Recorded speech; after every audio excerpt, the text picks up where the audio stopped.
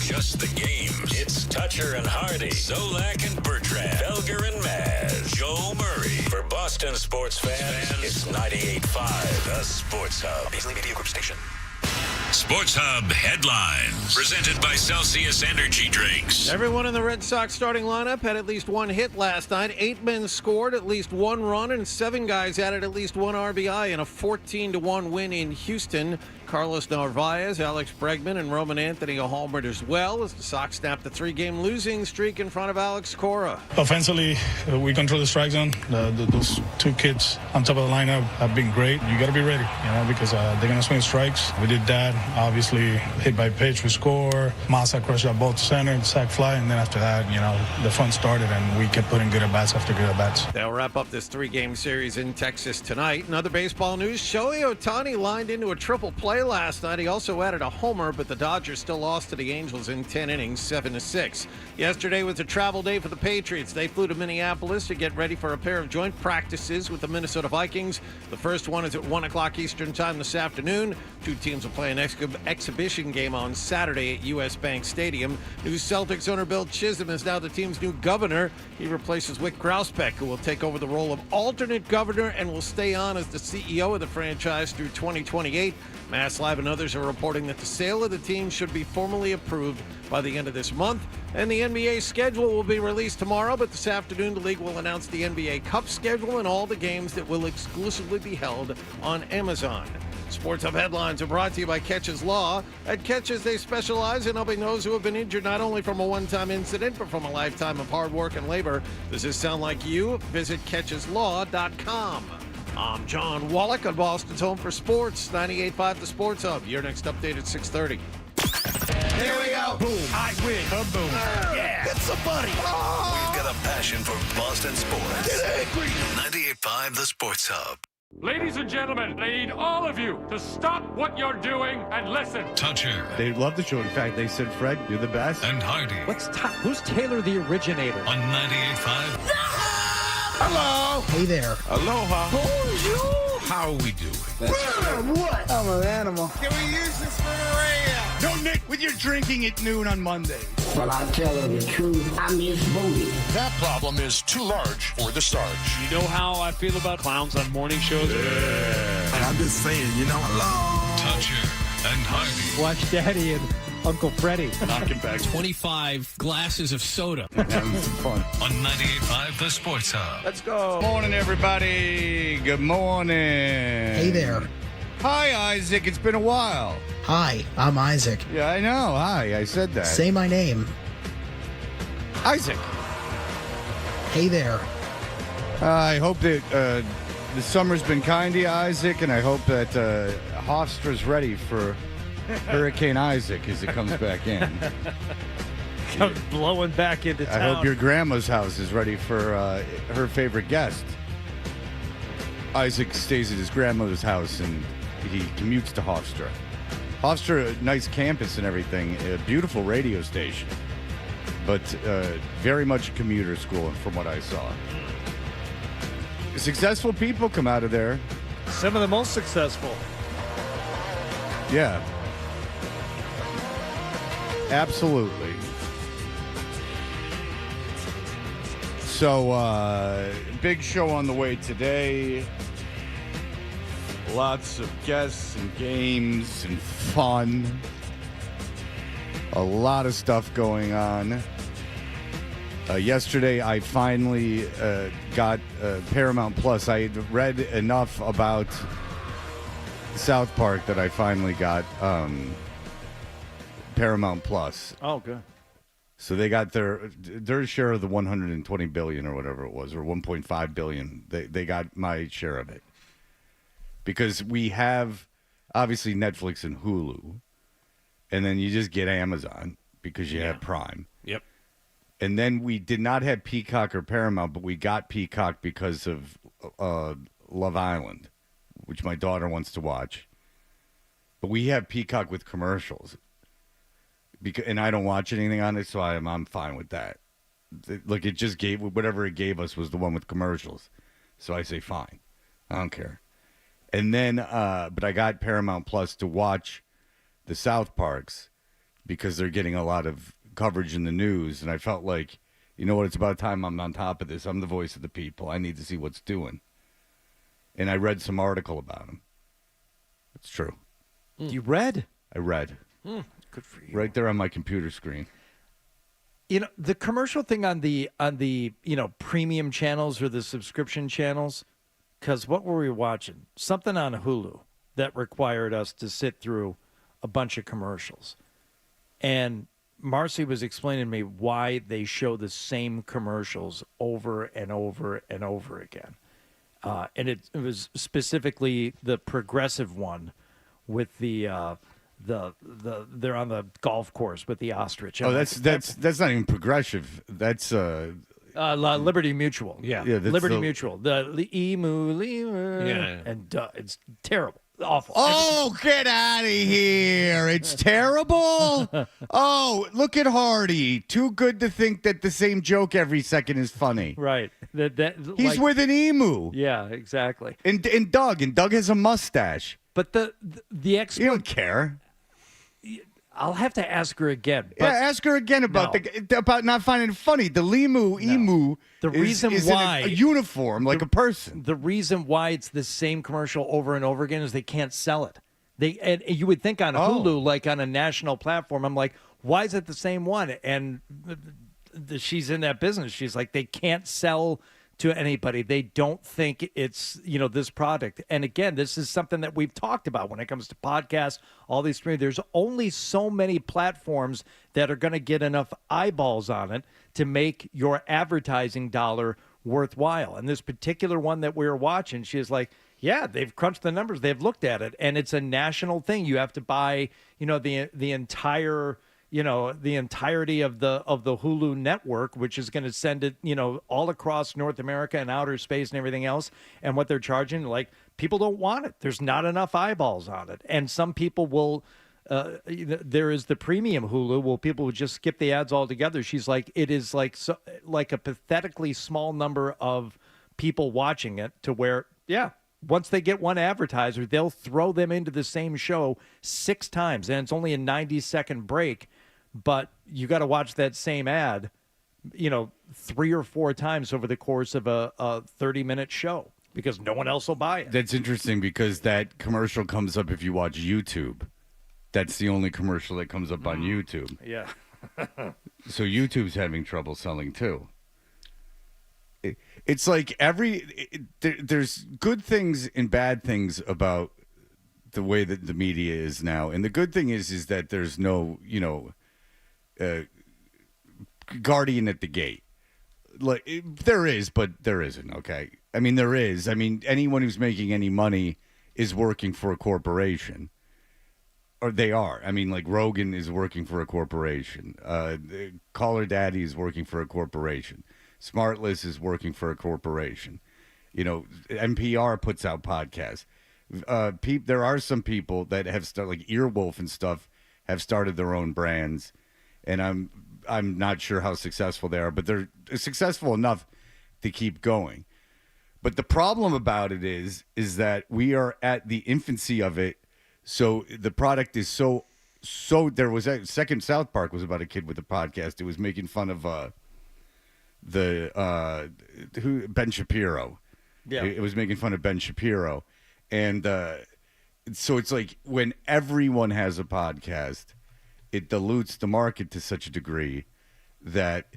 But businesses are like, I want to be digital. I want to be digital. I want to be on these platforms. I want to be digital, and it's the same thing. What happened with the same thing happened at the very beginning of the internet.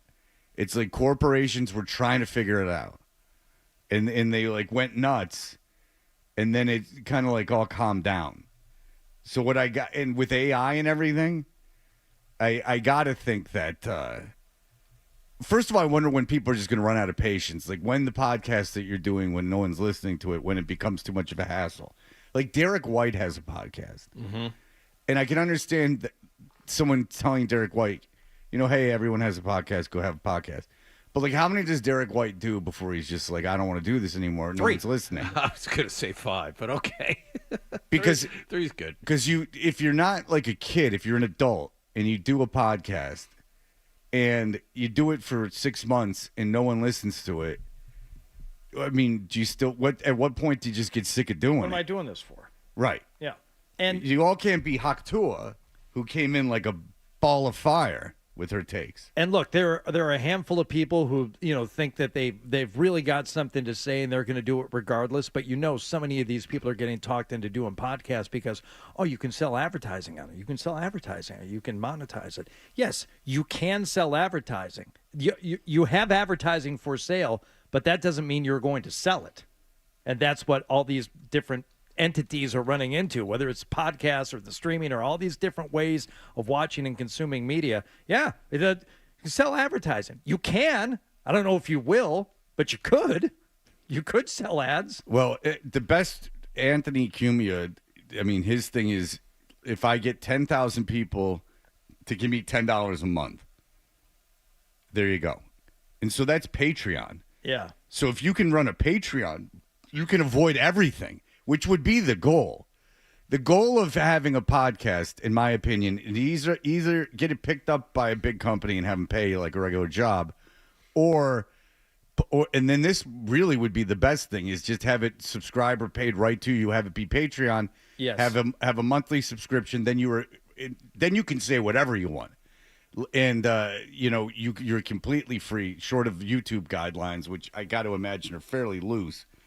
So the Patreon thing, if I only have to appeal to 10,000 people and I charge them $10 a month, what's the math on that, Johnny Wallgame? It's $100,000 a month. $100,000 a month. So I'm making with very little overhead.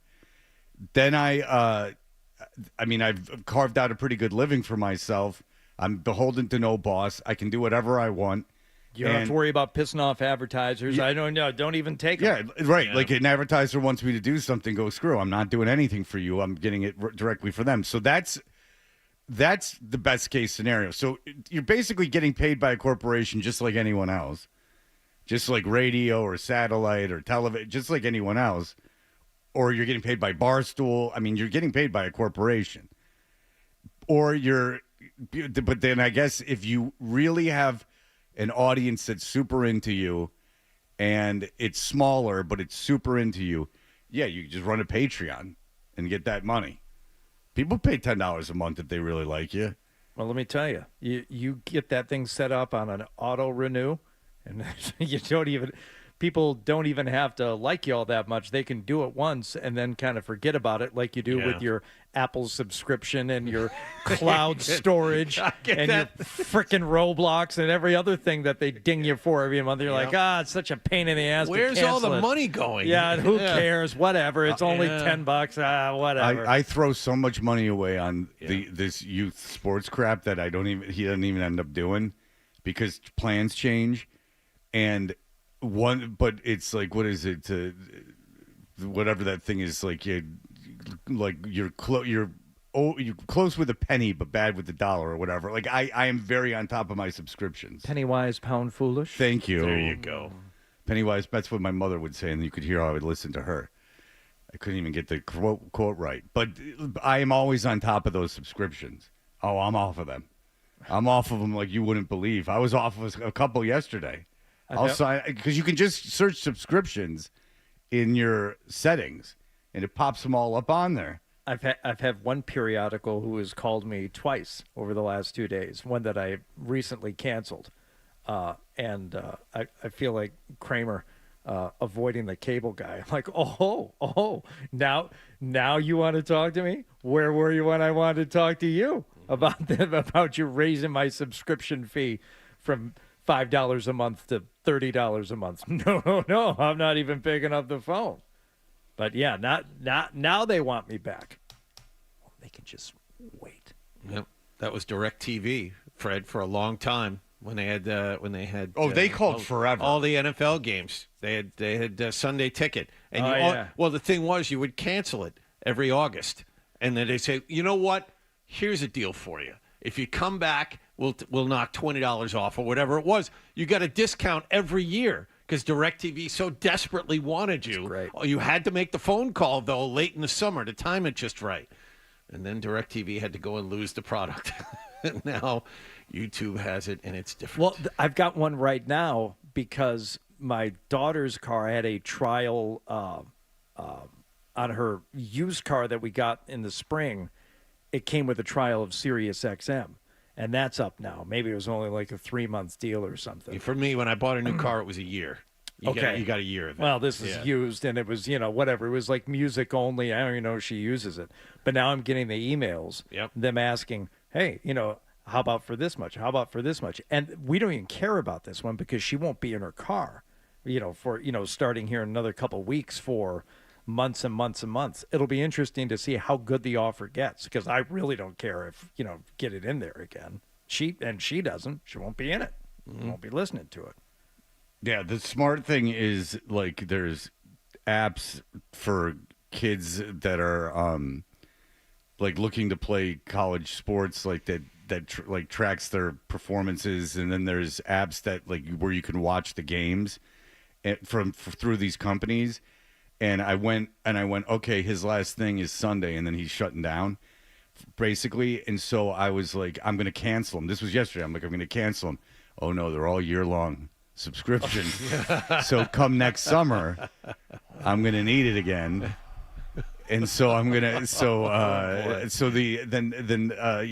7 months I don't need it, or 8 months I don't need it. Yeah, they saw that one coming. Yeah, they saw that one coming like you wouldn't believe. Yeah. They know what's going on. They're like, and it ain't, and they don't make it easy to know which one to get because they know what you are. They know what you're doing. They know you're most likely at a game or like at something where you want to see the game, so you're like poking around on your phone and you don't really have a lot of patience. So I signed up for 1 or 2 levels of subscription before I got to the level of subscription I needed to be at. And they know what they're doing. They probably have some genius sitting there, with a human brain in a like formaldehyde container, like figuring out how stupid people are and what they'll do.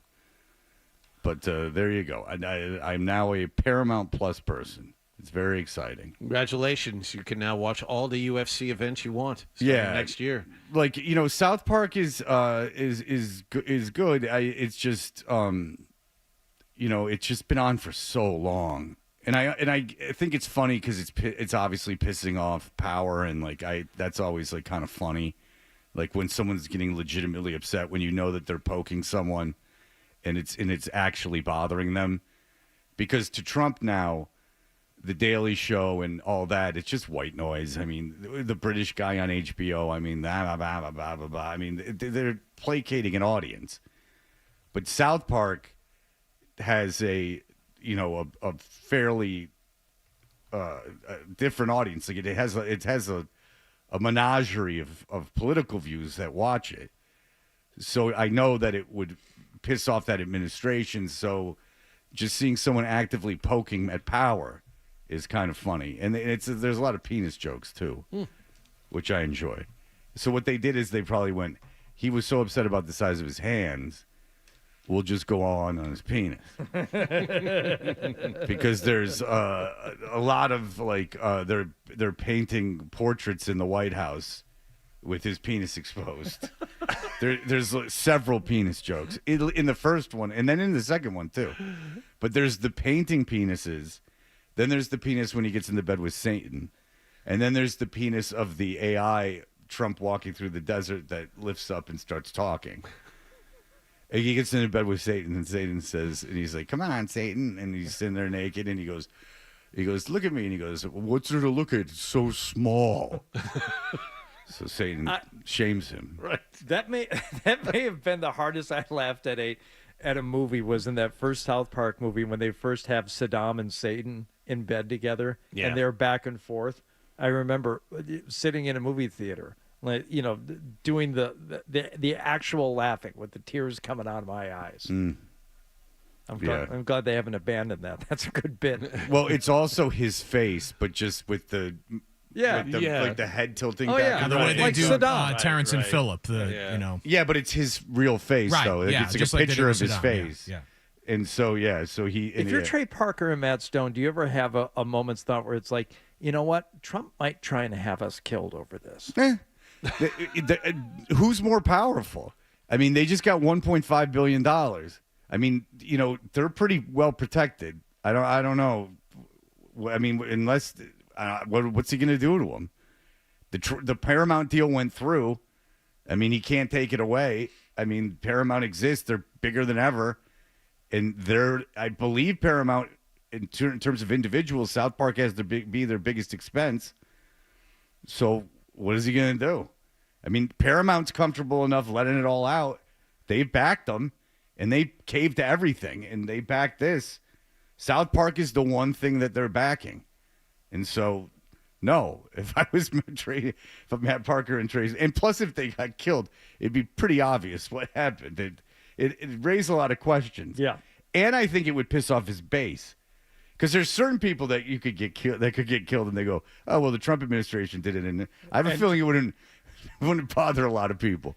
But Trey Parker and Matt Stone, I think that would bother people. That seems to be a bit of a free speech issue. If you're being killed by an administration based on your satirizing of the president. All right, I would be against that. As a matter of fact, you want to be on record? I'll be on record. That side. I don't think presidents should kill people or arrest people based on satirical Make fun of him. depictions of themselves. Yes. All right. We'll be back in just a moment.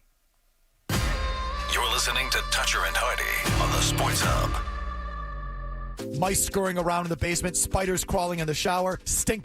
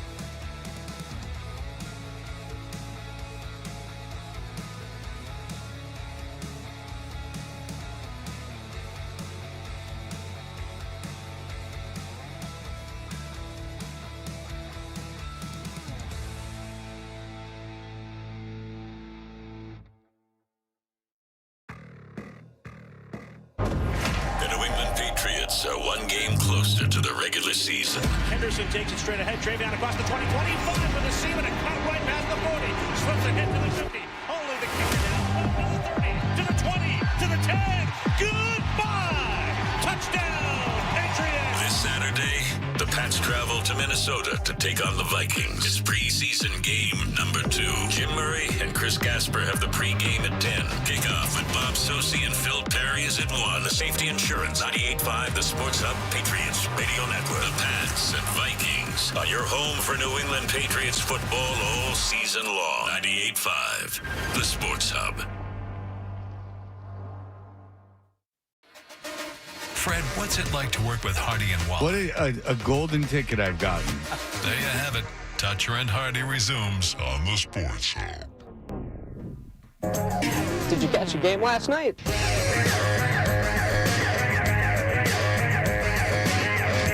We are Toucher and Hardy. What happened last night is brought to you by Leonard Hair Transplant Associates, where your hair doesn't have to be a game of what happened. So change your lettuce and change your life with Dr. Matthew Lepresti at 1-800-GET-HAIR. Hardy, what's going down in the streets, buddy? Red Sox were on a losing streak. Let's just say what it was. You know? Mm-hmm. You drop a couple, that's one thing. You lose 3 in a row. I mean, that's panic time. So here they are in Houston. Got to get a win. How you going to do it? The long ball. 2-1, smoke down the line, headed deep into the corner. That ball's gone. That's adding on big time. A 3-run shot by Narvaez. What's my line? Rather quickly. A smoke in the cigar. No, you got What's it. my line? Dinger. Uh-huh. Yep. Ah.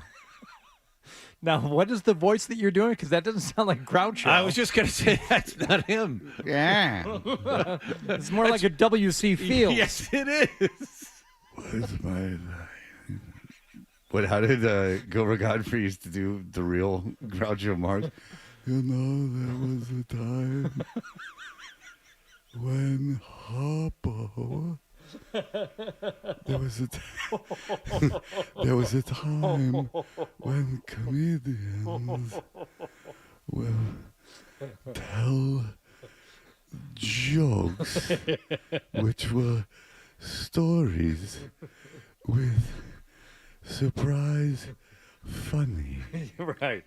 That was your Groucho Marx, ladies and gentlemen. Thank you. That was my attempt to remember what Gilbert Godfrey's Groucho Marx was.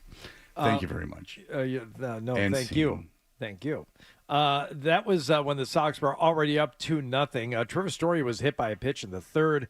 What's the story? Headline, ouch. Ended up scoring on that play.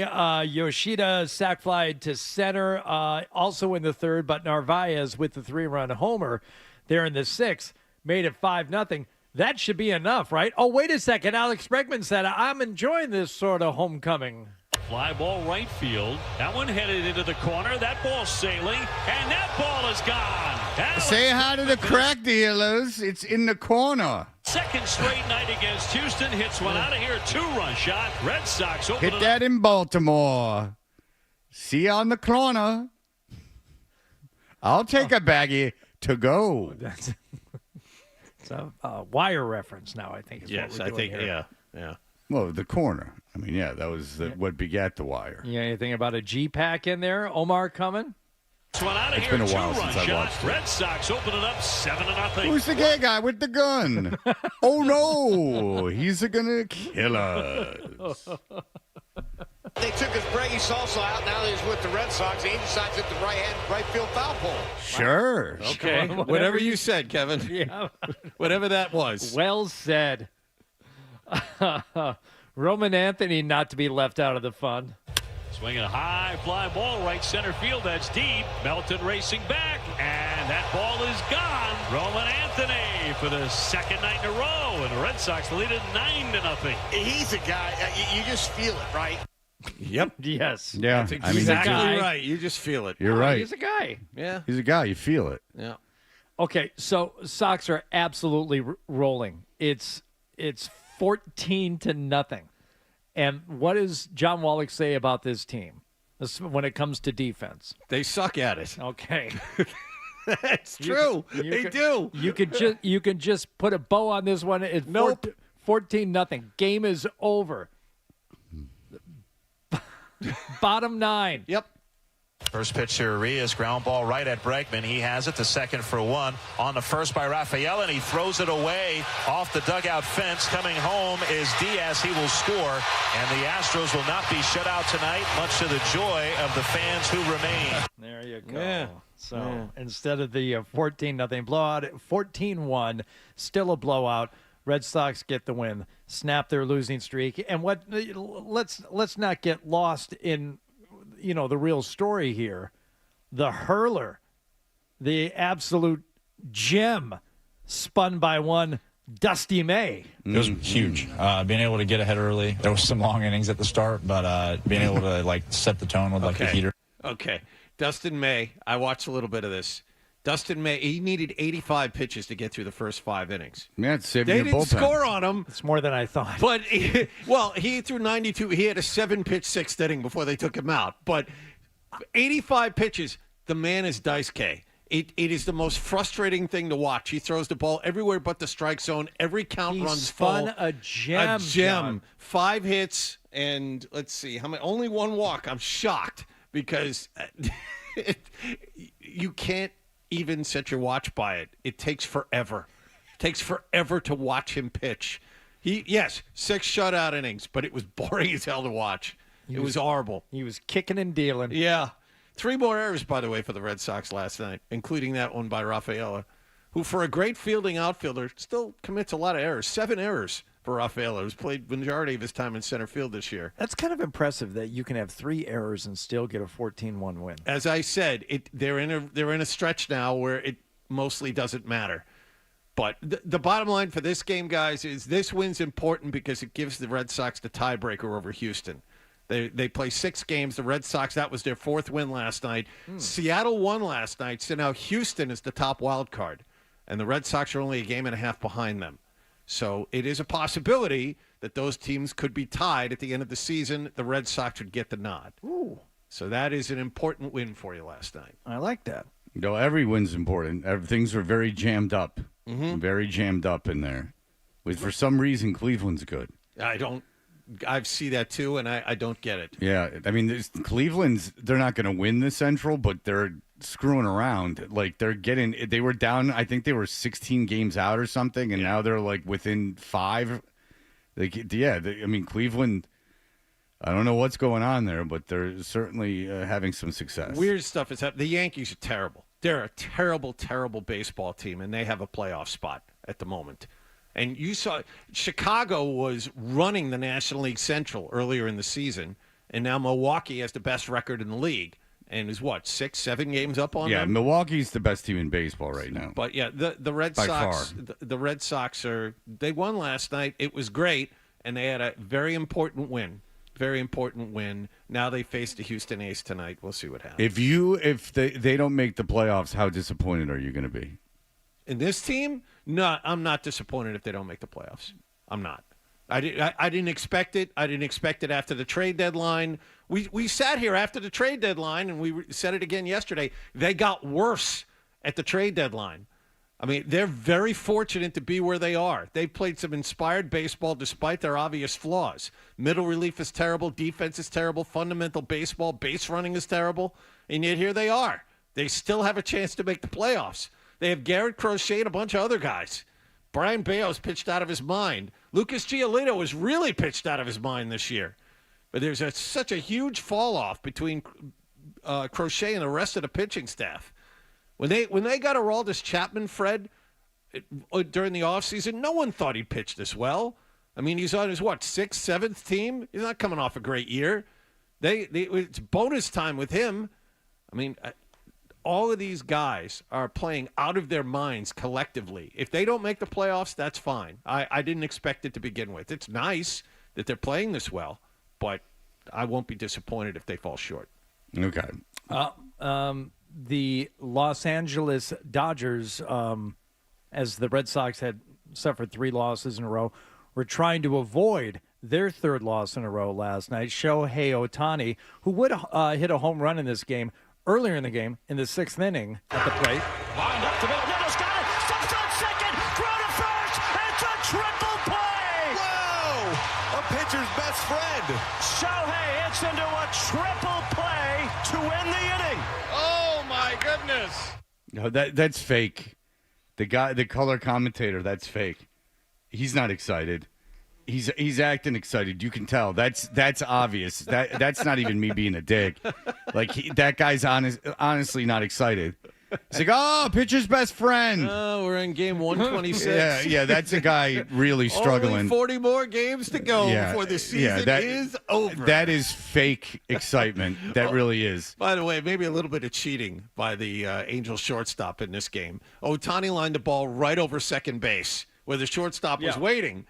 The new rules say you can't shift over that far. You're not allowed to be on the second base side.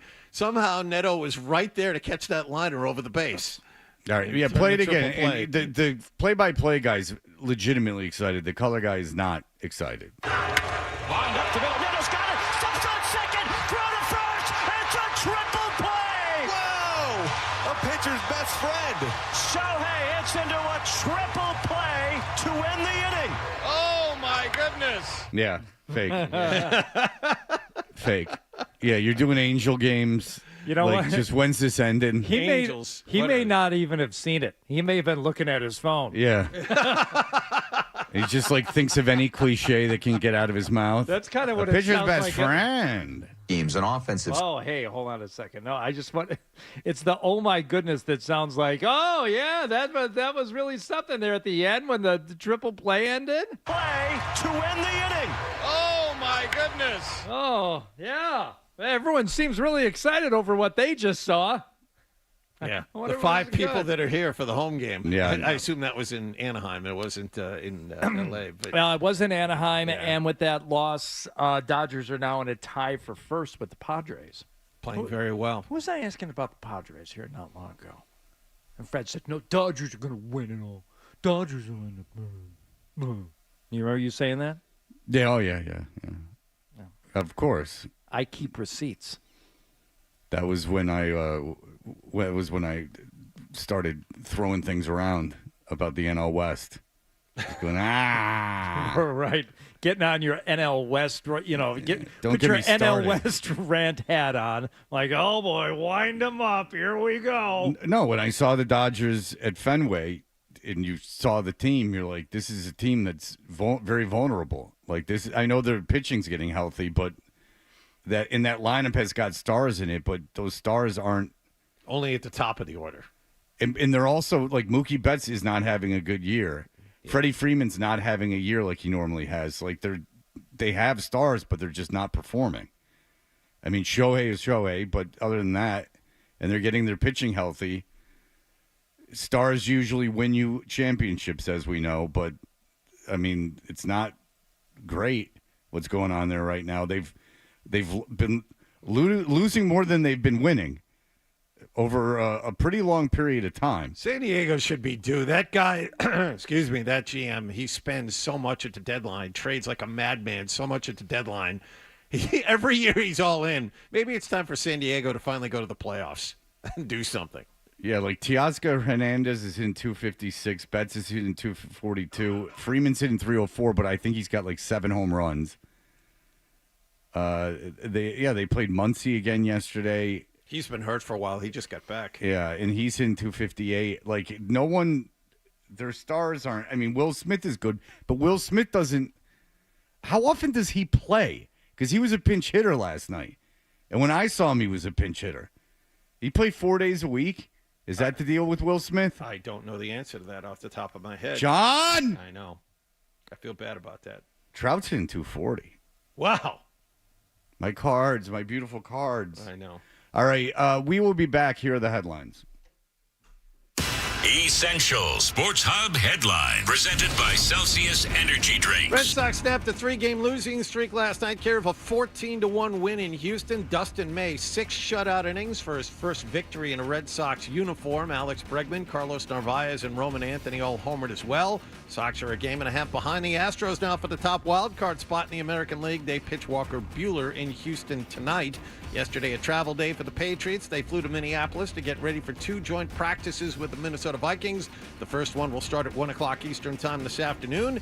And new Celtics owner Bill Chisholm is now the team's new governor. He replaces Wick Grousbeck, who will take over the role of alternate governor and will reportedly stay on as the CEO of the franchise through 2028. Sports Hub headlines are brought to you by the McGovern Automotive Group. McGovern and 98.5 The Sports Hub are giving away a brand new Ford F-150. For more info on how to enter, follow 98.5 The Sports Hub and McGovern Auto Group on Instagram. Complete rules and details at 98.5thesportshub.com.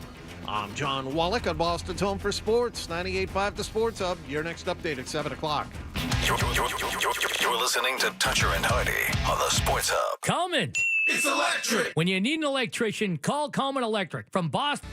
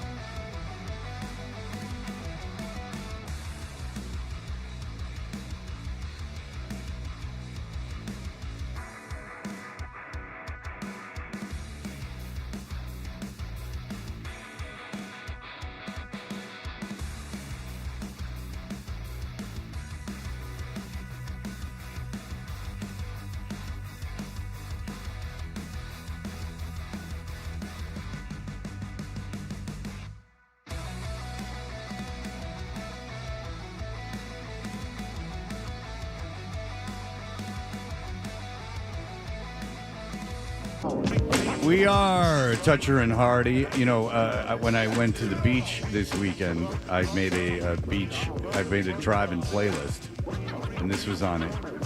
Hey.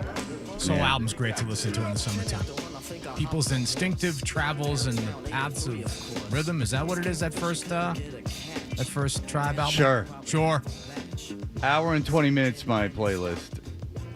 I curated it very carefully. And I see that playlist. I said, everyone quiet down. Everyone? Yeah, there was other people in the car. I said, everyone quiet down. I said, quiet down. Shh. Shush. Listen to this transition. Ah. Ha-ha. And everyone loved it. And they paid attention to it, and they had a great time. He said, that's the best car ride I've ever had.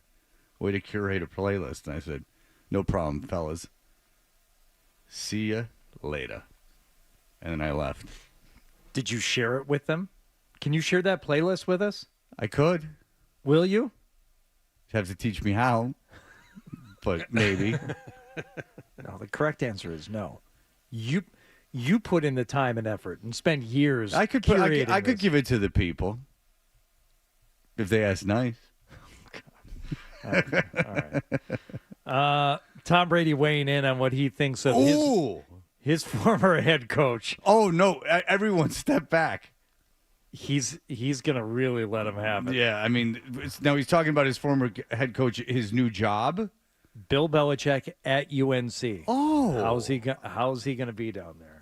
What they're going to get is obviously the most prepared, the most hardworking coach that I'd ever been around. If you go to that school, you will be prepared to play at the next level. He's going to teach you the right fundamentals, the right techniques. He's going to have a high expectation for you. You're going to develop a lot. That's what I know. He is so smart with how he approaches defensive schemes and offensive schemes. Sure. Did you ever get a job at like a chain restaurant and they play you a video to like train you?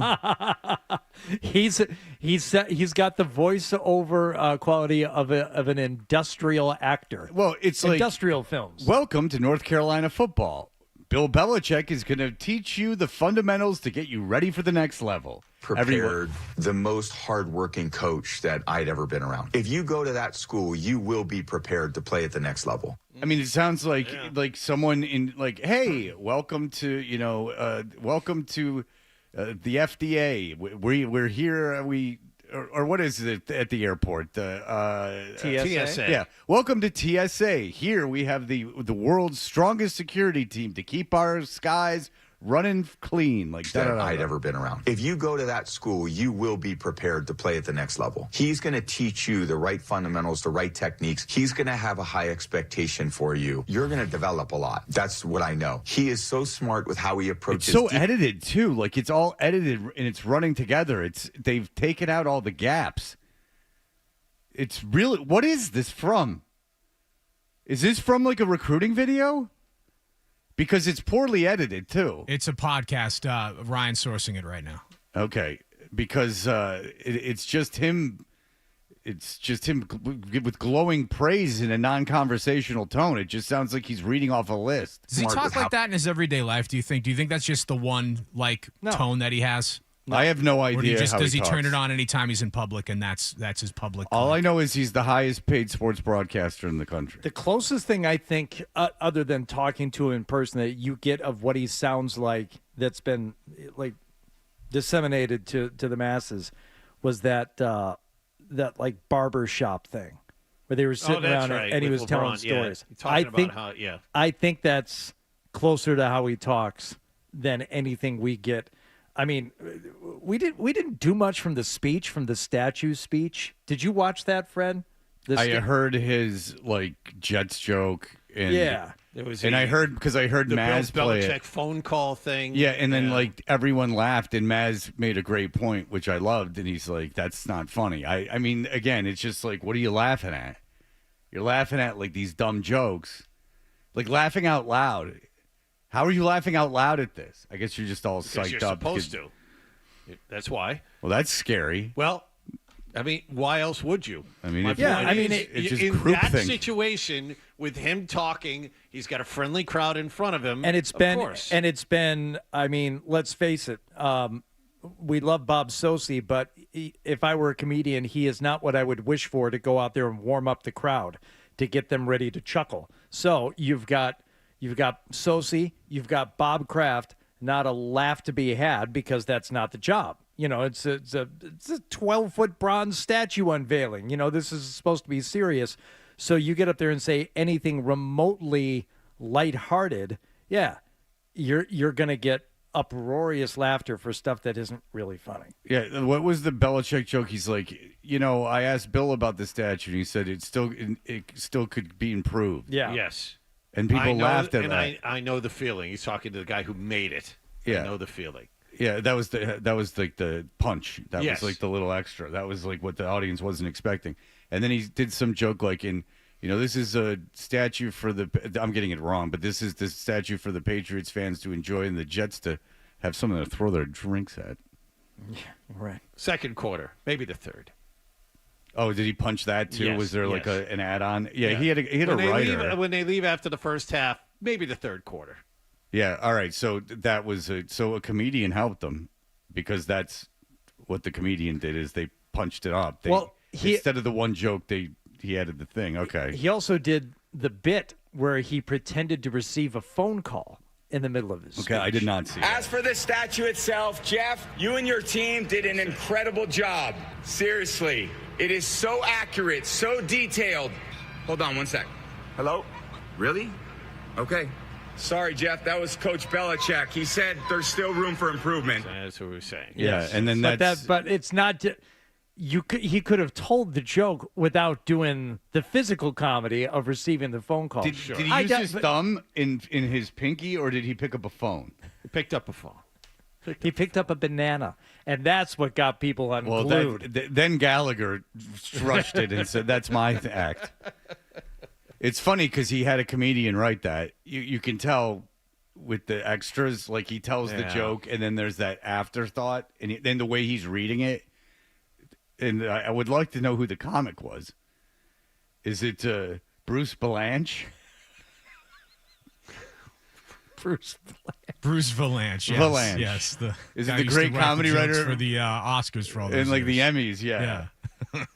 One of the ugliest people in the history of the world, Bruce Valanche. He leans into it though. You got to give him credit. Oh for that. well, or he covers it up. He has that Dutch boy haircut that he kept forever.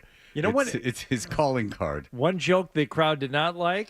As RKK just said it perfectly, people will never forget how you made them feel. Right now, I feel extremely honored, deeply grateful, and if I'm being honest, kind of old. I'm also a little surprised because usually they don't build statues until you're really old, like Vrabel and Brewski. Oh, we missed the reaction. Vrabel and Brewski, that got the, whoa, hey, too soon. Like what he should have said the joke. He's like, when is it too old to start building the statue? Because the guy won't be around when it's finally done. That would have been a nice little thing. It's not every day you get a statue, at least not one like this. Seeing myself as a statue isn't something I could have imagined growing up. When I was drafted, I just hoped to make the team. I never dreamed I'd be standing here 2.5 decades later, made of bronze and frozen in time. It actually feels pretty appropriate given my 40-yard dash time. Why is he doing so many jokes? Like, why didn't he just... Thank you very much. This is beyond my wildest dreams. It's a great honor. Why is he on television? Like, of all the guys to be on television. Like, I don't like Travis Kelce, and we'll get to some of his crap eventually, but, like, at least I get it. Like, he'd be good on TV. He might annoy me, but, like, as TV goes, You he'd be good. understand why they hired him. Yeah, but, like, Brady, I know why they hired him. It's so he'll go to conventions and shake hands. But, like, the thing that... And go to, like, sponsors and, like, go to the brewery at Anheuser-Busch. Like, I get why they hired him. But, like, that amount of money to be, like, a less than mediocre broadcaster, I mean, he's just stiff. And like, why are you doing Catskills jokes, like, at your... Like, shouldn't it be, like, you're just... It's good enough just to go, thank you guys so much. Like, this is incredible. I didn't think I'd ever make the team. Like, why do you... do like corny, like bar mitzvah material. I think this is more. If I'm guessing, this is more how he sees himself. I'm already this. Well, of course, but I'm already this. I need to, I want people to see my lighter side. All right. Look, I don't know. Find a new writer. I don't know why he took that gig in the first place. I still can't get over the fact that he's sitting in a booth doing color commentary for other games. It's not something that a player of his caliber has done or should be doing. It's like beneath him, yeah. Especially since he's like getting into ownership and stuff. But he's making so much money, and I know, because you see him all the time. He's at, these sponsors is paying tens of millions of dollars to get in on the NFL, get on the network. So I'm, like you said, that like insurance company. I'm sure he has to fly out to like their convention and make a speech and shake every guy's hand. Like, it's a big pain in the ass, I'm sure. I wonder if it was a situation where Brady was thinking, you know what, I'm not sure I want to do this. And Fox came at him so hard over the top with so much money. It's like, oh, you're going to give me that much? Okay. But you guys do agree it can't be for being on TV. It's got to be at least 50% Oh, for, sure. No, for it's shaking glad-handed hands and sponsors. kissing babies. Oh, sure. Oh, yeah. Oh, yeah. From the Fox standpoint? Yeah, from Fox yes. standpoint. Yes, they get to say they have Tom Brady, and they get to roll him out and introduce him to people. And that's kind of, I think, the point that kind of seals your point, Hardy, is like, if I'm Tom Brady, like, do I really want to be flying to, like, Nebraska and, shaking a bunch of guys who make washers' hands? Like, I don't want to do that. Jordan never, sat down beside someone and called a game. Tiger Woods and Jack Nicklaus don't travel every Sunday sitting in the booth next to Jim Nantz commentating on golf. If you're the greatest to ever do something, you don't lower yourself to talk about other people doing it. Or how about like be like Jordan and figure out how to have your brand never die? Like how to figure out being like one of the 10 most highly paid athletes 30 years after your career's over. I mean, Tom Brady half-assed it, but I mean, Jordan made a brand he's going to outlive him. I mean, get smart people together, get your name on something, start something. All right, we'll be right back. Toucher and Hardy, 98.5.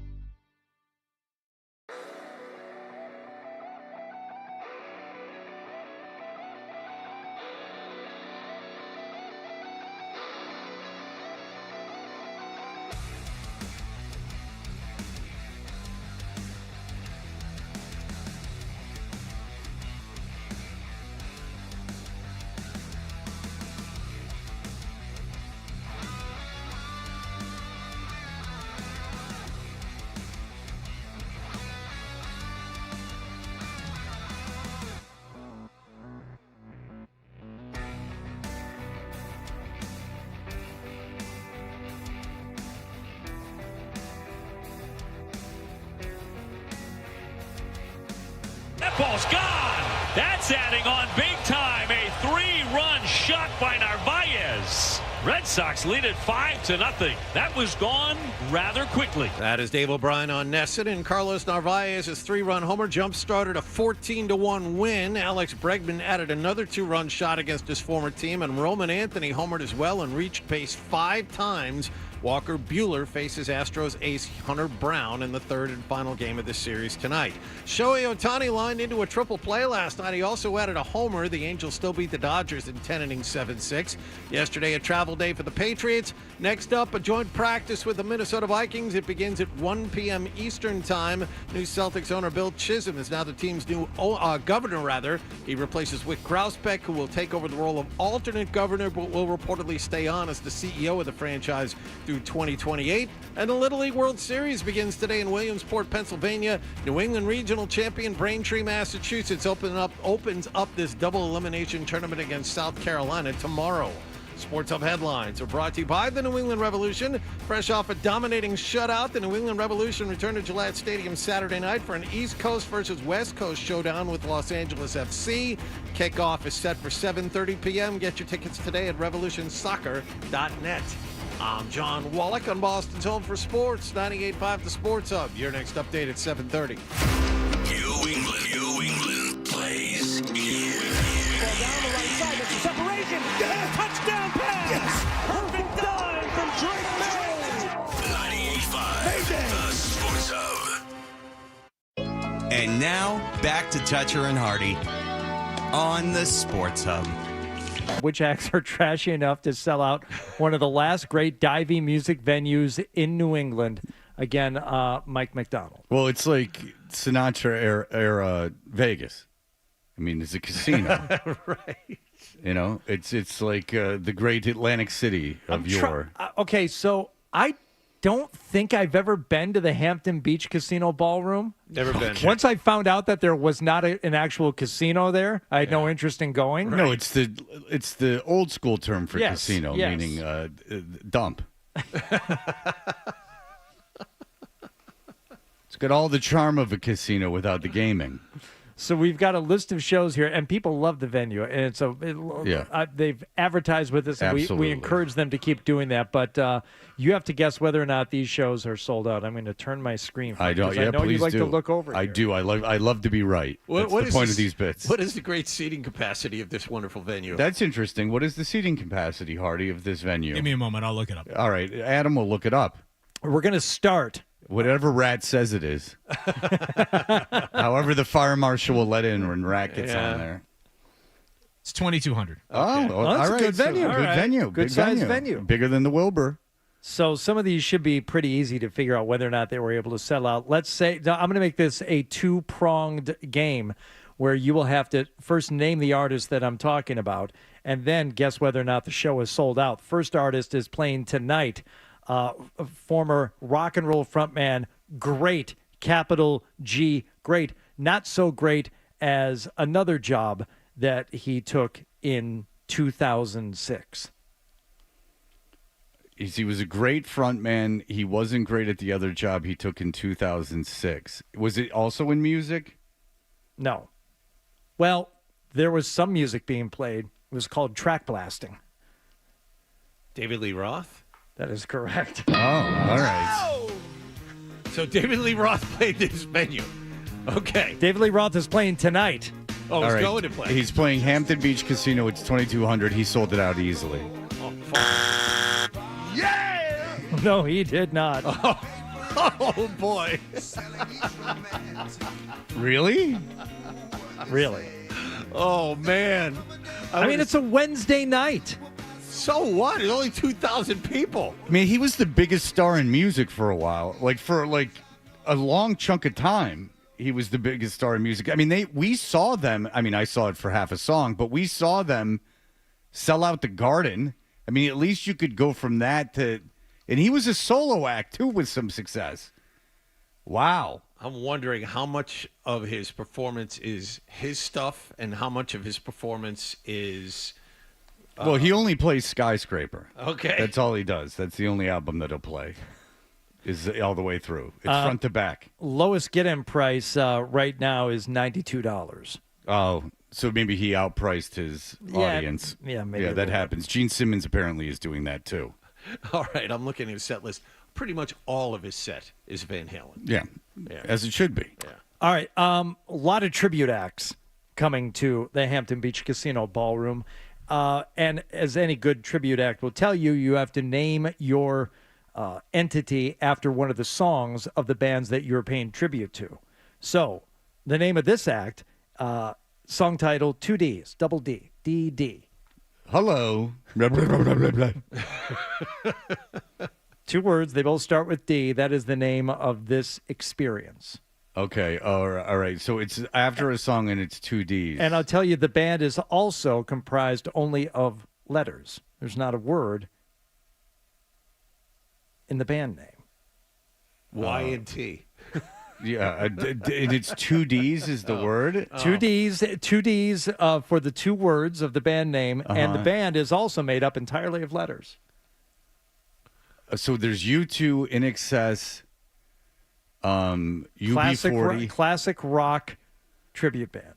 Oh, okay. BTO. Diver Down, but no, because that would be Van Halen. Very good. I mean, just coming up with one is very good.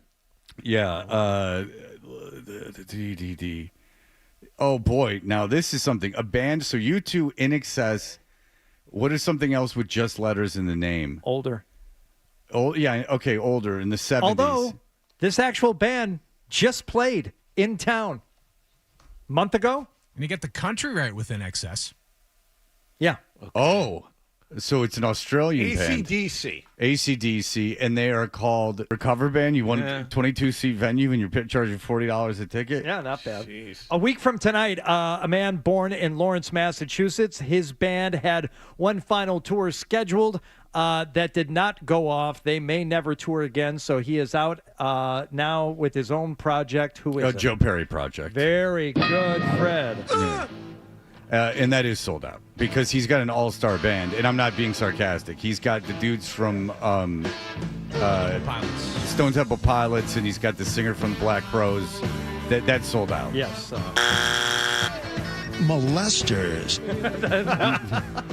Yay or nay? A week from tonight, Joe Perry Project, not sold out. Get in price once again, $94.21. Oh, all right, but you're seeing the rhythm section of Stone Temple Pilots. You're seeing the singer of the Black Crowes, Chris Robinson, and you're seeing Joe Perry. I would figure that would have to at least here sell out. Maybe they should be advertising on the station. Hampton Beach Casino, that should be sold out. Where's your advertising? Yeah. They need to. Because that's something that if I had a friend that was like, we had nothing to do, and he's like, do you want to go see that Joe Perry Project? I'd go just to see what it was like. He has the DeLeo brothers playing with him? Not the brothers, but the one DeLeo brother and the bass drummer. player. Robert. Yeah, and then Eric Kretz, the drummer. Nice. Of course, Eric Kretz. We call him Kretzy, but you guys don't know him like I do. I knew Eric Kretz. So I could have. Okay. I was right there with you. 12. Another tribute band. This is not a very creative name. This is something that every classic rock station since the beginning of time has said about this band when they feature them at a certain time each day. You would say it's time to what, and then play this band. Is it Working for the Weekend? No. It's time to what, and then it's a certain time of the week. It's no. If you're going to play this greatest maybe classic rock British band. Suicide is painless. At a certain time each day, you say, all right, it's time to get dead. Get the lead out. That's got that guy lying on the couch. It's too complicated. It was suggested to the Zolak and Bertrand show when it first rolled out that this song be used for the show open. 12, I just want you to play the song here to see if they can name the band, the one that's playing Sunday, August 24th. Give me a moment. Is it the Outfield? No. Our former program director suggested this as the show opening song. Now, of course, they use Rage Against the Machine. Oh, okay, I know the old program director. Luke Bryan, is this... that's just... is this Florida Apple Face? What? Florida something lined. Close enough. I don't know. Oh! Florida Georgia Line. Yeah! Oh, yeah, because that's like Zolak's band. The Chicken Fried Band, right? Or something? No, that's Zach Brown Band. Of course. It's completely on racial lines now. We really are. It's never been more splintered. This is you have what my understanding is, if you go to a college campus, all the white kids are listening to horrible country music. Yes. And all the black kids are listening to horrible rap music. And you're splintered. Both are auto-tuned. So good for everybody. Well, it's not Florida Georgia Line who is coming to the Hampton Beach Casino Ballroom on Sunday, August 24th. It's Tyler Hubbard of Florida Georgia Line. Yeah, but he's like the Oates of Florida Georgia Line. So sold out or not? No. Oh, I'm sorry. It is not sold out. You are correct. Yeah, and I have to imagine that close. No, I don't want to read the funnies, David Lee Roth. $78.20 to get in the show. You want one more? Yeah. Do you want a tribute or do you want a band? A band is always funny. Another Boston band. Who? Stained. Jay Giles. Both good guesses. Godsmack. Another good guess. This really is a Boston band, though, not a Western Mass / Boston band. Okay. These guys are from Boston, and I believe, if I'm remembering the story correctly, one of the two main guys in the band is related to a Sports Hub employee. Oh, Extreme. Correct. Extreme comes to the Hampton Beach. Now that's Casino sold Ballroom. out. That's absolutely Thursday, sold out. Thursday, August 28th. You're looking at me like it's not sold out. It's a Thursday. That's why he's looking at you. It's a Thursday. Not sold out. Oh, Jesus. Wow. That's not good news if you're Extreme. $44.35 get-in price. And their guitar player, appears at, huge events, for big people. Nuno Betancourt. Right. Is that who... Is it... who...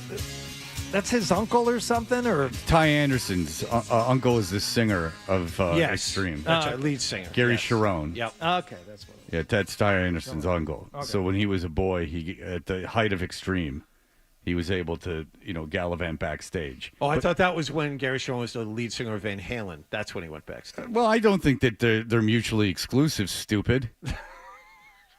My mistake. You're right, because the photo is, I think, Eddie Van Halen holding Ty Anderson. Yeah. And stupid. Dumb. There is a cover band that just plays Van Halen 3. It's just Sharon era Van Halen. And that's sold out. Yes. It is just Sharon era Van Halen. Not anything from Hagar or Roth. No. Just Van Halen 3, that album, where they had the video in the Ice Hotel. Very cool. And no pun intended, or was it? All right, when we come back, one of the Sports Hub members had to be airlifted because they spend their summers in a place that can't get a hospital together. It's such a wonderful place with so many fine people that they can't even have You'd think with all the proper... Lyme disease, they would have better medical facilities. Yeah, you would think with all the, inbreeding that there would be a, society inbreeding, that there would be something available to them. It's like a genetics lab or something. I wonder how many people have died at that hospital just because they were like, can't do it. And they're like, but I'm the son of, the guy who made Maytag washes. And they're like, yeah, that's all right. Nothing I can do. You're bleeding out. All right. Very good. We will, the yacht, the thing on the sailboat, hit him in the face. Mizzen mast. Yeah, nothing we can do. All right. We'll be back in just a moment to explore. More Toucher and Hardy next on the Sports Hub. I know.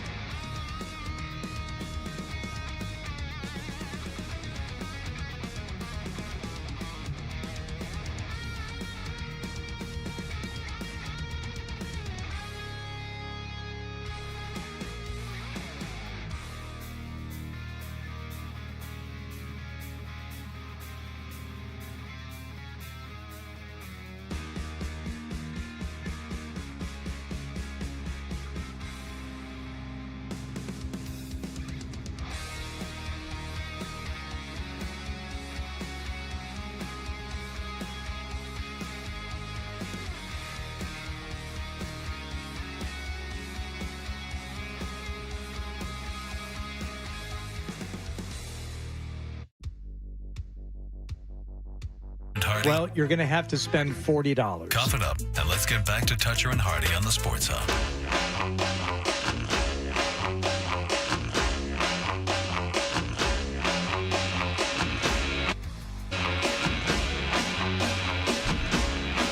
Hey, we are Toucher and Hardy. You turned on the radio station. Yesterday, you heard Michael Holley along with Mads and Jim Murray, and you might be thinking, wait a second, didn't the gang just do a big broadcast from Nantucket? Like, what's going on? This is Felger's time to shine. If you watch him on TV, he's outside. There's beautiful trees. He's outside a lot, all year round. Yeah. He's outside a lot because he's in Florida. He's in Nantucket. This is where he does the shows. And yesterday he was not on the air, and I didn't know anything about this until this morning. And there was like something in the newspaper, and Felger had been in an accident. But let's have Felger tell the story himself. I'll tell you what happened yesterday. It's more dramatic. Now, how did he get on the air? If he was he at home in Boston, in the Seaport? I'm guessing. I don't know. Does he have a setup there too? Oh, of course. How many places does this guy have a setup? I'm guessing his setup is portable. I'm guessing he just probably takes the same rig with him everywhere. Yeah, he but goes. so he took it. He got airlifted to the hospital and asked them to pick up the rig with him. Probably has. Maybe he's got the mother brain at home or whatever. Yeah, all right. So there you go, Adam. You've been checkmated on that. I'll tell you what happened yesterday. It's more dramatic than it is, thank God, but it was for about 12 to 18 hours. It was a little dramatic. I was in the hospital yesterday after getting airlifted off of Nantucket. What? Yes. Okay, so we looked up how much it costs to get airlifted.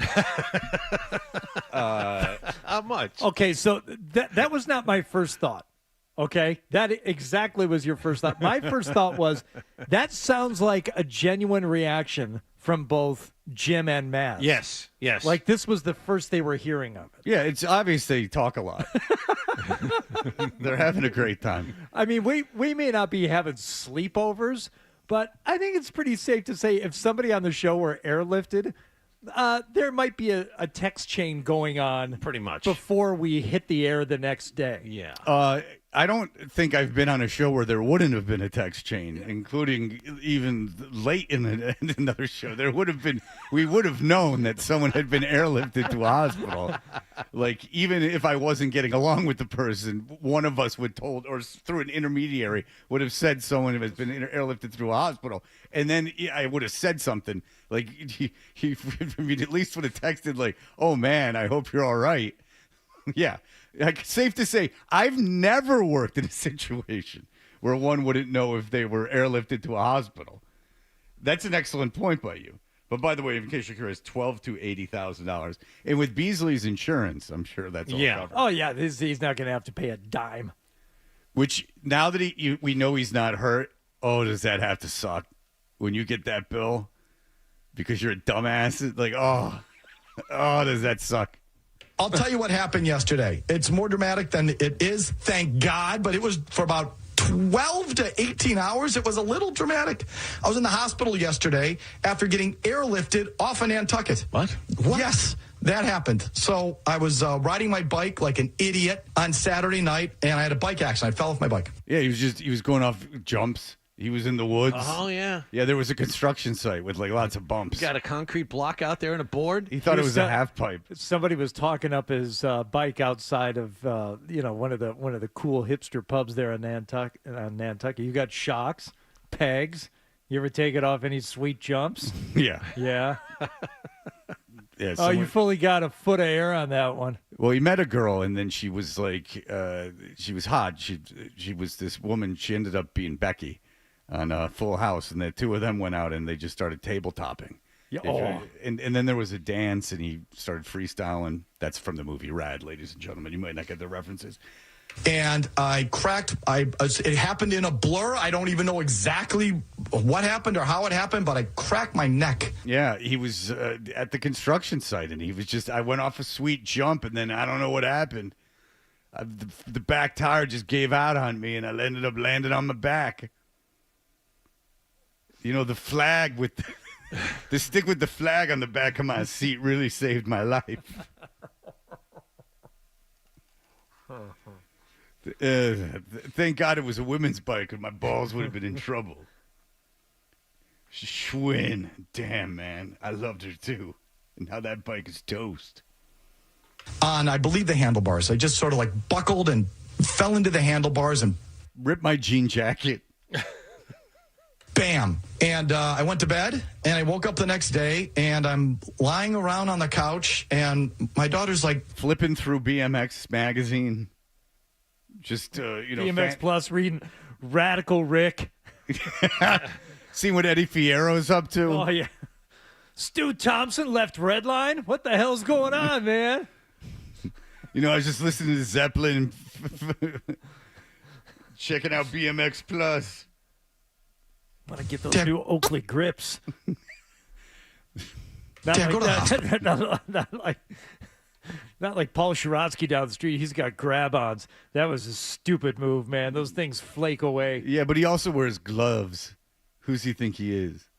Dad, go to the hospital. My neck hurt. It was sore. My whole neck hurt. And it's like, I don't go to the hospital unless I have to. Yeah, I mean, unless I pulled off like 10 sweet tricks before I crashed.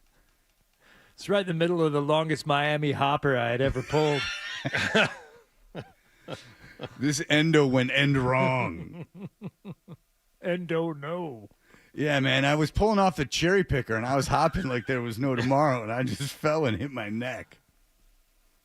You know, Gus came out of the 7-Eleven and scared me. It was no big deal, man. We're just bunny hopping curbs, and I don't know what happened.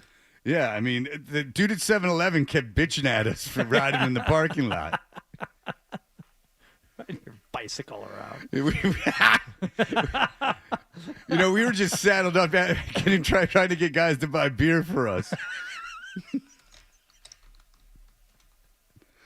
I have a feeling someone already had bought the beer. And all this, but it's like, where we are in the island, hospital's right next door. And I was doing nothing on Sunday, so fine, I'll go get him, have him take a picture of it, peace of mind, and get out of there. Well, they take the CAT scan, and they find what I thought at the time was fluid in my neck, but it was, I guess, just like air pockets. But either way, air pockets that were in places they shouldn't have been. And they thought it might have been the fireworks accident from 3 months ago when we were just chucking M80s. Whatever, man.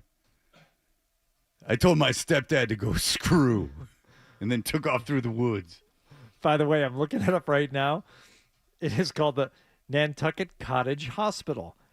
And it looks like it could be some kind of a boathouse. Yeah. I would not walk in there expecting world-class medical treatment. I wonder how many people have died because they insisted on going to Nantucket. I wonder how many people have their heart has exploded from like that 8-ball, and then they couldn't been saved. All that money, and they couldn't pay for a hospital. Yeah. It's amazing. It's true. Suffered a minor routine medical, not even an emergency, just something real simple, and went to the hospital. Like, no, we can't do anything for that. No, we got to airlift you. We've got gauze, but beyond that. But again, Bert goes there due to its convenience. Gauze. Wrap that up. Yeah, then we don't have anything. You broke a finger, wrap it up. You're fine. We've got gauze and ice. We don't have anything else here. Yeah. It's called the Nantucket Cottage Hospital. What did you expect us to have? Machines? Or drugs? What is this X-ray you speak of? Yeah, the only Band-Aids we have left are Toy Story ones, so you're just going to have to live with it. We don't have an X-ray. We have tongue depressors and cotton balls. That's it. We have those cleared Band-Aids from 1982. Yeah, I don't understand this X-ray thing, but Phil's got a pretty sweet camera. So, I mean, we can look at it in that fashion. We had a really bright light bulb. So if you can get your neck in between Phil and that bulb, you'll take a picture, and we'll see what's what. I know it's hot. Stand still. Whoopsies, we got to airlift another one. We'll take 30% of that charge, stupid. You know the hospital's in with the airlifting company. They're like airlifting 10 idiots, douchebags out a day. That's quite a racket. That's pretty good. I wouldn't doubt it for 10 seconds that if there's $80,000 being spent, it's being divvied up between somebody. Yeah, that's true. How many people physically have to leave the island to go get checked out? Airlifted? How about I know two people that spend the summer on Nantucket, Felger and this girl, and the girl was airlifted off of it last year. Oh, man. And I swear to God, that's true. John, go ahead. And it was because she was sick. Oh, jeez. John, go ahead. Good morning, gentlemen. So listen, 97. Hell yeah. I was a junior in high school. I was med flighted, and that was back then. It cost about $5,000, and that was when an ambulance ride cost about $700. So I can only imagine what a med flight trip costs these days. What's the number, Fred? Well, I told you. I'm guessing it's $80,000, 60 to 80 grand. Mm-hmm. That's what it says on AI. It says 12. No, I'd say it's close to 30, maybe 25. 12 to 80 is what it says, depending on the service. Holy cow! How many miles is it? A 52-mile flight costs an estimate between $12,000 and $25,000. So I went from Plymouth to Boston, and that was $5,000. So I bet you spent $20,000. I bet you spent $20,000. That's my guess. I'd like to think that Nantucket Cottage Hospital has an old school cash register there at the check-in desk, and with the lever. They check the till at the end of every day. How'd we do today? Well, we got $600 in copays and $780,000 in med flights. So good day. It just occurred to me that the girl I don't know her anymore, but the girl I knew that lived on Nantucket was air flighted out of there. That's absolutely true. I believe air flighted. Certainly taken off the island for. Well, ask her how much it cost. No. Reach out to her. Why won't you initiate a conversation right now? Don't wanna. One of the ways they would get there is if you have some sort of internal injury, like you've torn your esophagus or windpipe. Or ripped your salmon pants. We need a tailor. Airlift them out there. Get him up to Mr. Sid Newton stat. I think I'm going to get the X-ray, clean bill of health, and walk out of there. And they say, no, we found these things, and we got to get you somewhere pretty quick. Yeah, we know you were in that abandoned house, too, party, and you got probably a rusty nail in you. What does that mean? Can I go home and get my stuff, or where do I drive home and go to No, they said the helicopter's on the way. Like, the helicopter's on the way? What do you mean the helicopter's on the way? We don't know if you need surgery, but if you do, you want to be someplace where they can do it. Yeah, where they have tools. Where they have scalpels. No scalpels in this building. You want to be someplace where at the very least they got that white sheet they can pull down over the bed first. Because all we have here is this beach blanket. We can't do surgery. I'm sorry, sir. You're going to need a doctor. We didn't shake the blanket out before you came in. You walked in here too fast. We weren't expecting you. But there's sand fleas in this thing, and if we start cutting on your neck, one of those sand fleas crawls in there, now you got real problems. I don't know, sir. You're going to need a doctor. I mean, you're at the Nantucket College Hospital. Phil, get the helicopter. Wait a second. What do you mean? Oh, yeah. Yeah, we just have helicopter pilots. I don't know. There's no doctors here. All we have is helicopter pilots. That's why I came here. Yes, but you need medicine. Yeah, Magnum P.I. was originally filmed in Nantucket. It was all about airlifting dickheads off the island. You need someone with something beyond an associate's degree. Exactly. You will not find that here. Yeah, this is just a bunch of kids from the junior college. And the thing is, they all crashed bikes last night, too. There are no diplomas anywhere on the walls. No, there's just take our word for it. It's printed out with DOS. It's a smaller island hospital. They can't do every procedure. So they ship you out of there. So, yeah, they wheel me onto the freaking helicopter and land on the roof of MGH. And I was there for 12, 18 hours or whatever. They ran 1 million tests. Couldn't find any damage inside the neck there. They think it just got in. I got a little, you can see it down there. I kind of got cut on the neck. And they think air just popped in there when I cracked the handlebars or whatever I effing did. Well, that's wild. Which, let me tell you, something else. As a talk show host, I'm not looking for neck surgery. Wow. I'm not looking for throat surgery. That was not in the cards. A car didn't hit you or anything like that, nope. right? Nope. Big, dumb Felger driving in the dark on little Nantucket streets. Just lost my balance and again, a little bit of a blur there. It's certainly how it happened. I don't know. Thanks to all the people that helped along the way at that hospital down in Nantucket. It doesn't sound like they did anything. Yeah, they just made a phone call. Did they send a phone call? That was CB. Did they send a chart with you on the helicopter? No, they just wrote a couple of things on Post-it notes. Yeah. And just stuck it to my forehead. Neck is screwed. Loaded me. And notice how he gets to the hospital and they're like, "Oh, there's nothing wrong with you."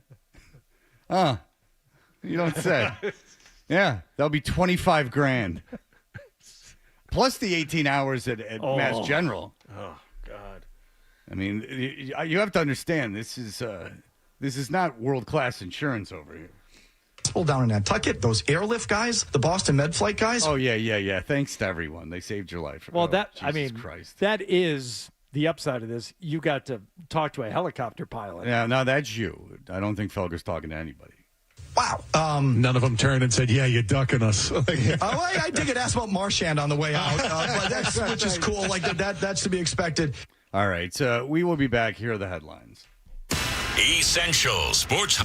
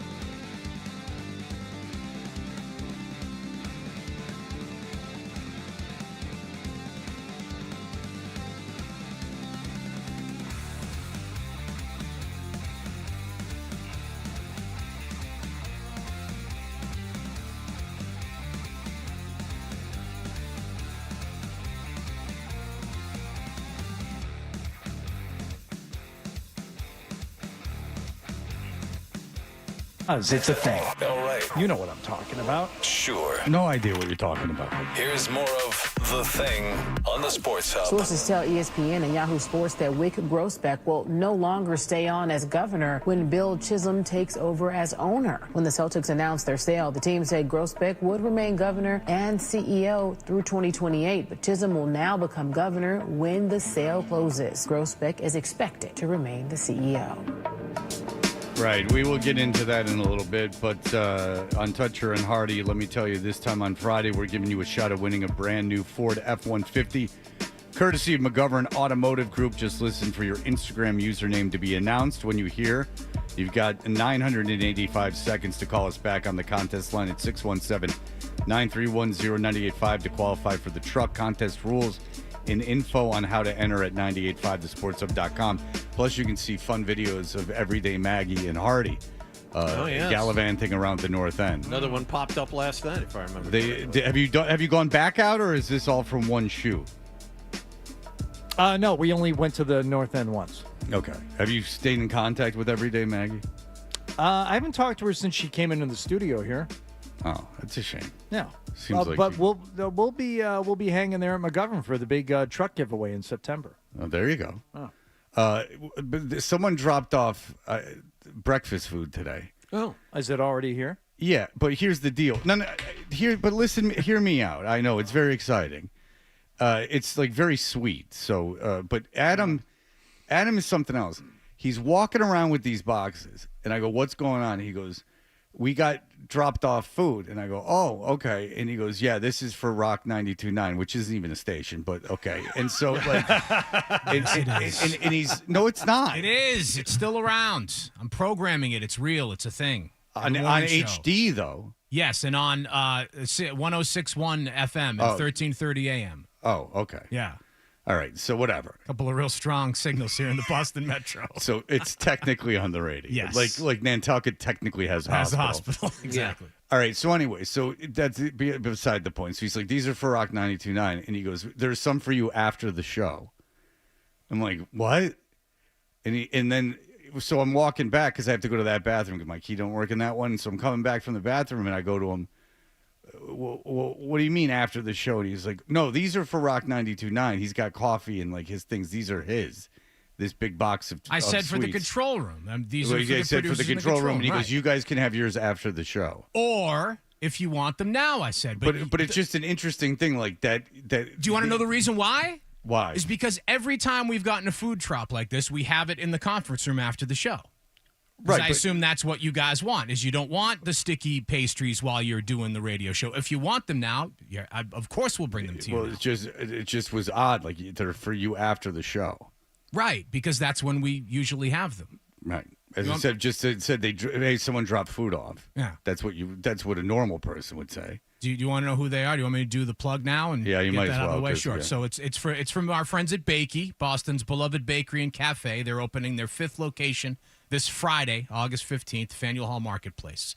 Of course, they've brought by food before. They're going to have the Boston Cream Babka. This is a new pastry that they're debuting. Opening day, you can get some free pastries down there. So to go to bakeybabka.com or follow Bakey Babka on Instagram. Thanks to our friends from Bakey.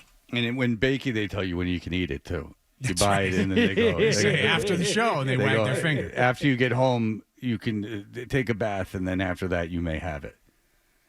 Adam, very this need for control. Yeah, very teacher-esque. Yeah, it's like almost like it's like this false authority. Annoying, Adam. Get better. Be better. Go have one of these pastries. Cheers. Yeah, he took a whole box of pastries for himself. So he's the only guy. But you got to figure it's better than getting them out of the trash. I don't. Which is what he normally does. You know, you got to figure that this is like heaven. Like it's like these haven't been thrown away. These ain't day olds, man. I was going to say, how do these compare to the day olds? To the day olds that I get at the Stop and Shop, the little section over there in the corner. Yeah. Yeah, these are fine. Yeah. Good. Yeah, these are fantastic. I'm looking forward to digging into them. Yeah, you are. He took that whole box and he got himself some coffee. He was walking all around. During the show, he was walking around 92.9 because he was. I don't know why it had to be done then, but he was taking it down Yeah, there. take a picture of while they're fresh with the logo, so I can put it on the Rock 92.9 Instagram so because they it's still a radio station. Okay, so it wouldn't be fresh after the show when you suggested we eat them. Interesting. All right. Well, there you go. That's Adam's thinking. He had to take a picture of them immediately while they were fresh. With the Rock 92.9 logo, not ours. Yeah, and we are allowed to have them. Nick's taking care of ours. And we're allowed to have them when they're not as fresh. Yeah, when they're 2 or 3 hours old. That's what his strategy was. Okay. So you agree it's interesting. It is very interesting. Yeah, you'd have to agree. All right, we'll be back in just a moment. We did play that audio of the Celtics. Shocking news. Shocking news out of the Celtics. We will have that Who for you. saw this one coming? I mean, it really. We will have that for you in just a moment. More Toucher and Hardy.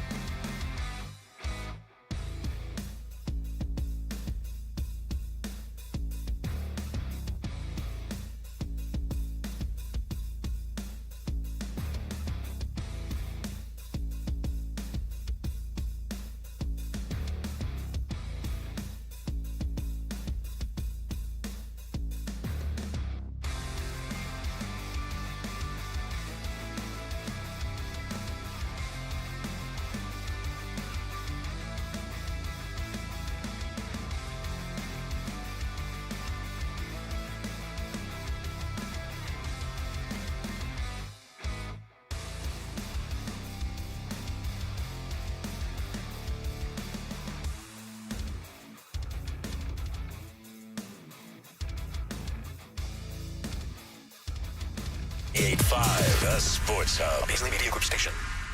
Sports Hub headlines. Presented by Celsius Energy Drinks. The Red Sox got 6 shutout innings from Dustin May. They snapped a 3-game losing streak last night, care of a 14-1 win in Houston. May allowed 5 hits and struck out 8 in his first victory in a Red Sox uniform for Alex Cora. He was in command, was able to slow everything down. Did a good job with the runners, too, so a good one. This kid is good. He's good. Carlos Narvaez, Alex Bregman, and Robin Anthony added homers in the win. The Sox are a game and a half behind Houston now for the top wild card in the American League. They'll pitch Walker Buehler against the Astros tonight. The Los Angeles Angels turned a triple play last night in the 7-6 win over the Dodgers in 10 innings. Shortstop Zach Neto caught a Shohei Ohtani liner over second base to start it.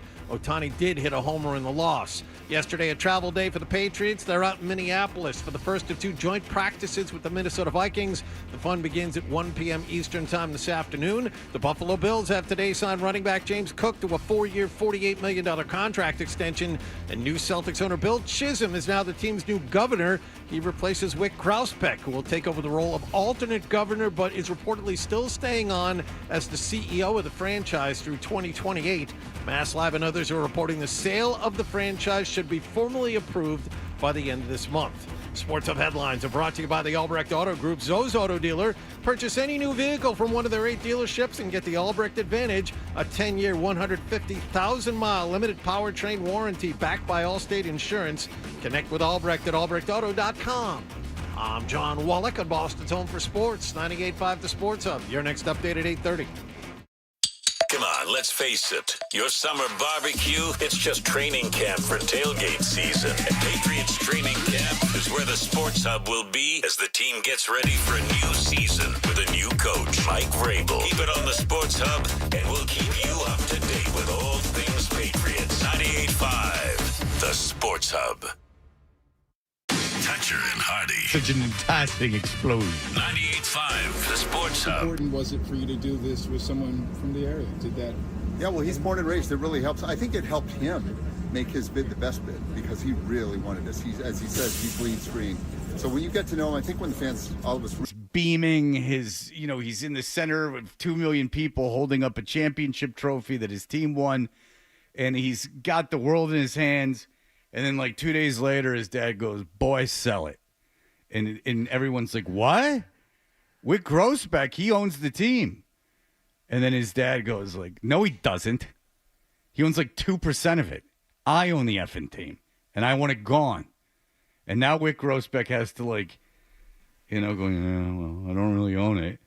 And then it gets sold for $6.1 billion to a gentleman, William Chisholm, and Grousbeck's "Well, I'll still run it. I'll still run the thing. Sure, this guy just paid $6.1 billion for it, but I pretended to own this thing for years. I'll just continue to pretend to own it. Well, nothing's going to change." And all of us, every single person, I would imagine every single person that heard that went, "That's not going to happen. Are you out of your mind? Someone just paid $6.1 billion to you, and then they're going to give some guy that owns a fraction of it control of the team? No, I bought it to play with it. I want to own it. You can't play. I didn't buy, these vintage Star Wars figures so you could position them in your living room. I want them in my living room. Chewbacca will be in this position, my friend, not what you say." Now, the original sale, because again, it's not this cut and dried thing. It's I'm going to buy the team. Here's a check. No, when it's $6 billion, even Bill Chisholm might have much, much more than that. He's still going to get investors. He's still going to get people on board. The original plan was, all right, here's most of the money. We're going to buy the team. We promise to come up with the rest of the money. And until that time, Wick stays on board. And it sounds like the other investors, all that part was accelerated to the point where they're now going to be able to close on this thing earlier than anticipated. Yeah, yes. but they weren't going to let him buy the team on layaway. I mean, he was buying the team. The final sale was going to happen before the season. The initial sale, the NBA has vetted all the investors, making sure they're real-life people with real-life money. Now, that part is over. Now that that's over, it has to be formally approved by the Board of Governors. The Board of Governors. They're going to take a vote later this month. Yeah, I don't think it was a matter of scraping together the money. I think it was the league approving the ownership deal, which is just like a process that they have to go through. It was really just procedural. And now that it's done, the guy's like, all right, you got to pretend that you were going to run the team for a little bit longer. This is not a shock. Wick Grousbeck knew that all of this was going to happen. Right. It's just he still assumed that he was going to be the governor of the franchise for another 3 years. I think he was trying to manifest it, and I'm not joking. I think he was it's one of those things he was trying to manifest it. If you say it enough times, it's true. Just like he said he was the owner of the Celtics, and he wasn't. I mean, I find that to be, I feel bad for him. Like, that's really embarrassing. Like, you danced around cosplaying like the owner, and at the end, then your dad pulls it away like 3 days later and says that you can't have it anymore. I mean, this guy had to sit out at the house of his ex-wife and her new husband. I love Lenny. I talked to Lenny when, he was going back and forth to L.A. shooting this, and it originally was a small part, and they got him a bigger part, and I was happy for him. I didn't watch it. I didn't see it, so I can't tell you anything about the show. But the guy who played Wick's character, African American. Do you like that? It was the guy from Scrubs, and then John Cryer, I believe, was the cuck that would come in. Am I mistaken or am I correct? I might be mistaken because I too never watched it. Donald Faison. Yeah. Oh, so Clueless. Yeah, the guy from Clueless. Donald Faison. I only know John homies. Cryer from Pretty in Pink and Hiding Out. You also know him from 2.5 Men. Don't act Nope. like you never saw it. I never watched a full episode of 2.5 Men. A full episode, but you're aware John Cryer was on 2.5 Men. Of course, but I can't tell you. It was a cultural sensation. I can quote you lines from Hiding Out and Pretty in Pink. You know how he hid out? He dyed part of his hair blonde. Well, he was a stockbroker, but he Very got into some trouble with the wrong people, so he hid out in high school. As a punk rocker, so you knew he was a punk rocker because he had a long chain earring and he dyed the middle of his hair blonde. Yeah, and then they went roller skating, I believe. Well, I mean, he was a punk. So, I mean, Wick Grousbeck was on the top of the world. He had a sitcom coming out about him and this cuck guy, and then he was pretending to be the owner of the Celtics, and then the show gets canceled. This is what I never and he's not the president anymore. And I don't know enough about, real money deals. As far as I know, Fred, it's not quite a layaway situation, but I don't think it's out of the question in deals of this size for them not to be completed like that. I think this one is happening faster than they thought. Once you take control of the team, though, it's your team.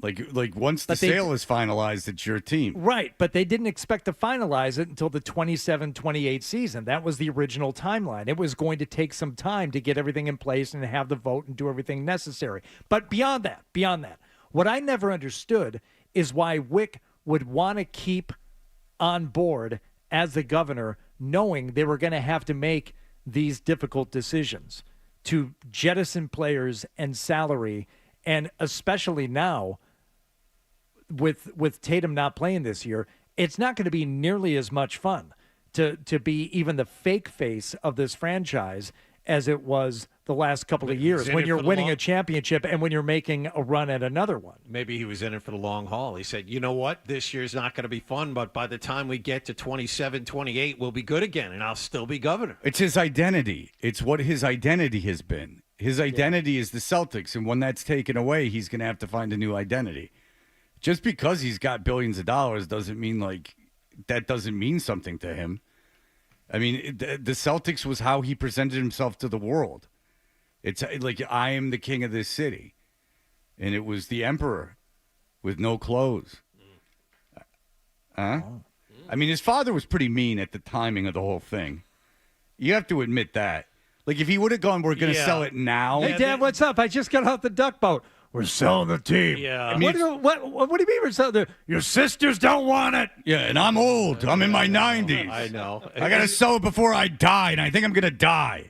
As if I wasn't old last week, or I won't be old 3 weeks from now. The timing was... Yeah, it there's sucks. Some animosity there because, with the timing. Well, I don't know if there's animosity, but it would be... I mean, how long... I mean, it would... If he waited, 6 months... That's what I'm saying. He knew he was still going to be old 6 months later. Yeah. He was still going to be old 3 months earlier. I don't understand the timing of 48 hours It's after my the parade was and then over. he's like, it's my estate. We'll do as I say. And then like you're Wick Grossbeck. You're 60 years old. This has been your identity your whole adult life, and now you're just some guy with a failed sitcom. You're not even Tom Werner, who had the Cosby Show at least. Dad, you can't sell it. Our team just bought my team. If you got any stuff there in the office, you better get it out of there. You're no better than the guy in Loge 6. It's about as much your team as his. Get out of my sight. Your sisters control this. Now I have to sell it before I die. That was Al Davis talking to Mark Davis. No, Al Davis was far crueler. Yeah. But I mean, and then you get on the air and you got to be like, everyone found out at the same time. Like everyone, the writers, everyone found out at the same time that Wick didn't really own the team. And even if they were being nice, it's still, you got to report that he didn't own the team. And he's like, but I'm still going to be president. And you're like, no. No, you're not. Guy didn't buy the team to let you keep pretending to run it. This isn't a Make-A-Wish thing. You had your Make-A-Wish thing. Now it's time for another guy to get the Make-A-Wish thing. I mean, it's humiliating. I mean, it is. It just the news reports that came out, everyone was shocked. I mean, it was on the news. It was on ESPN. Hey, everyone, did you know Wick Grossbeck doesn't really own the Celtics? Yeah. I don't really own it. And he had such a triumphant moment. And it wouldn't have been embarrassing if 6 months later it came out that they were selling the team. But it was right after Wick. Right after. Again, it's like someone smiling at a Red Sox game singing Sweet Caroline and they're getting rammed in the face with a foul ball. Like, it's just, you're sitting there smiling. Your life is complete. I'll never feel this good again. Yeah, you won't. In fact, it's about to get real embarrassing. In fact, let me put a cherry on that thought of yours right now to really drive the point home. And I bet you if you gave him an opportunity to give back every dollar that he would get in this sale just to say he was the president of the Celtics, give it all back, all the money, just to say he was the president of the Celtics, I bet you there's a good chance he'd take that. Sure. deal. Well, he still gets to be alternate governor. Yeah. CEO. CEO and alternate governor. I don't know what a CEO is for a basketball team. I would imagine it's something that you get an office and a desk, and you can bring pictures in and have people hang them on the wall, and then you can, when you want to, you can show up. Meetings?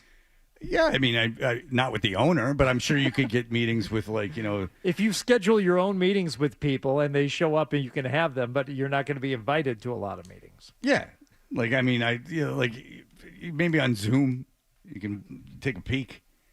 What do I think it is? I think it's an office. I do think it's an office in the building, and he shows up, and this is Wick's office, and then Wick's in there with a ball and a paddle, and he's getting the day going.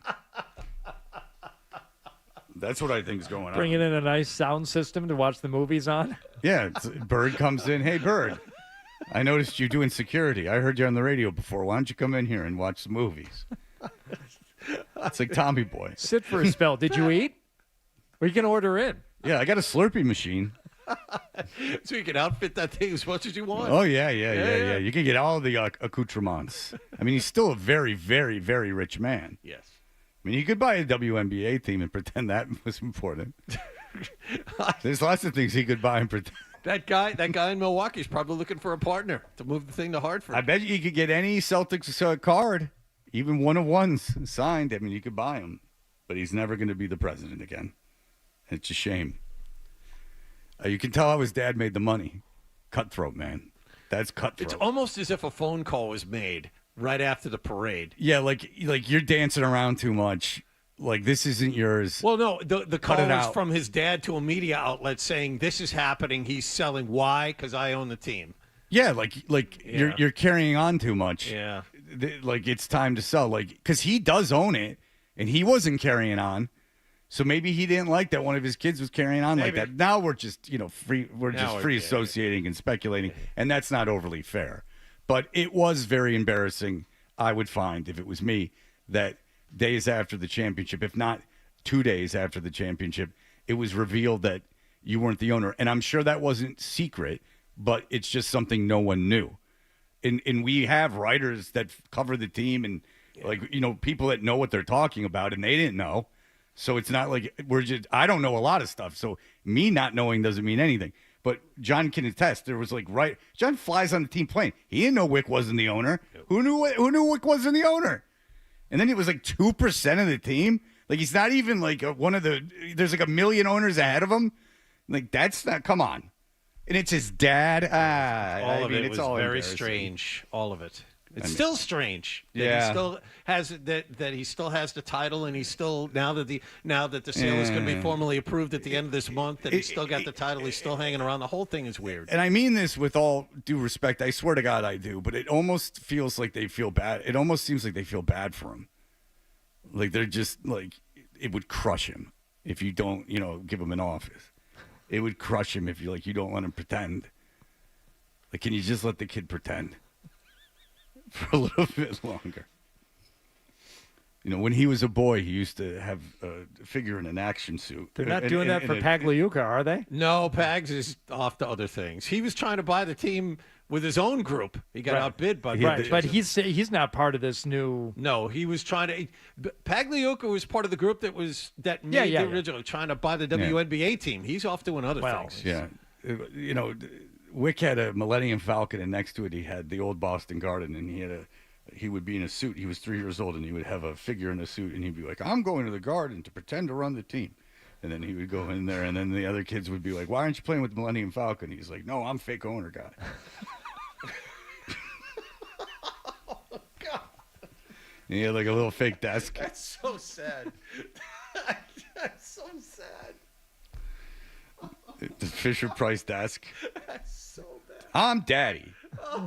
I'm daddy. I'm stamping it. I love you, son.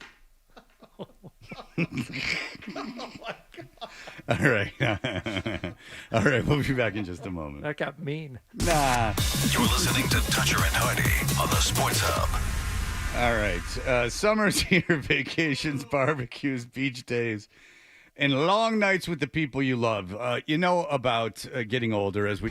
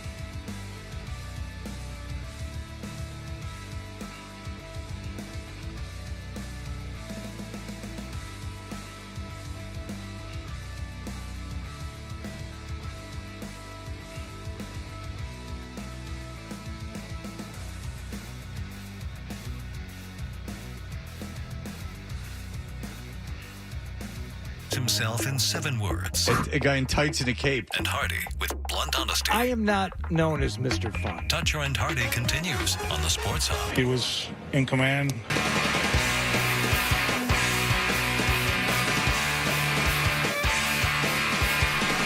We're Toucher and Hardy. Red Sox blowout win last night. Still firmly in the playoff conversation. It's very fun to hear Yankee fans completely panic. Because every national broadcaster is a Yankee and Knicks fan. That's set in stone. They vary a little bit on football, and none of them are hockey fans.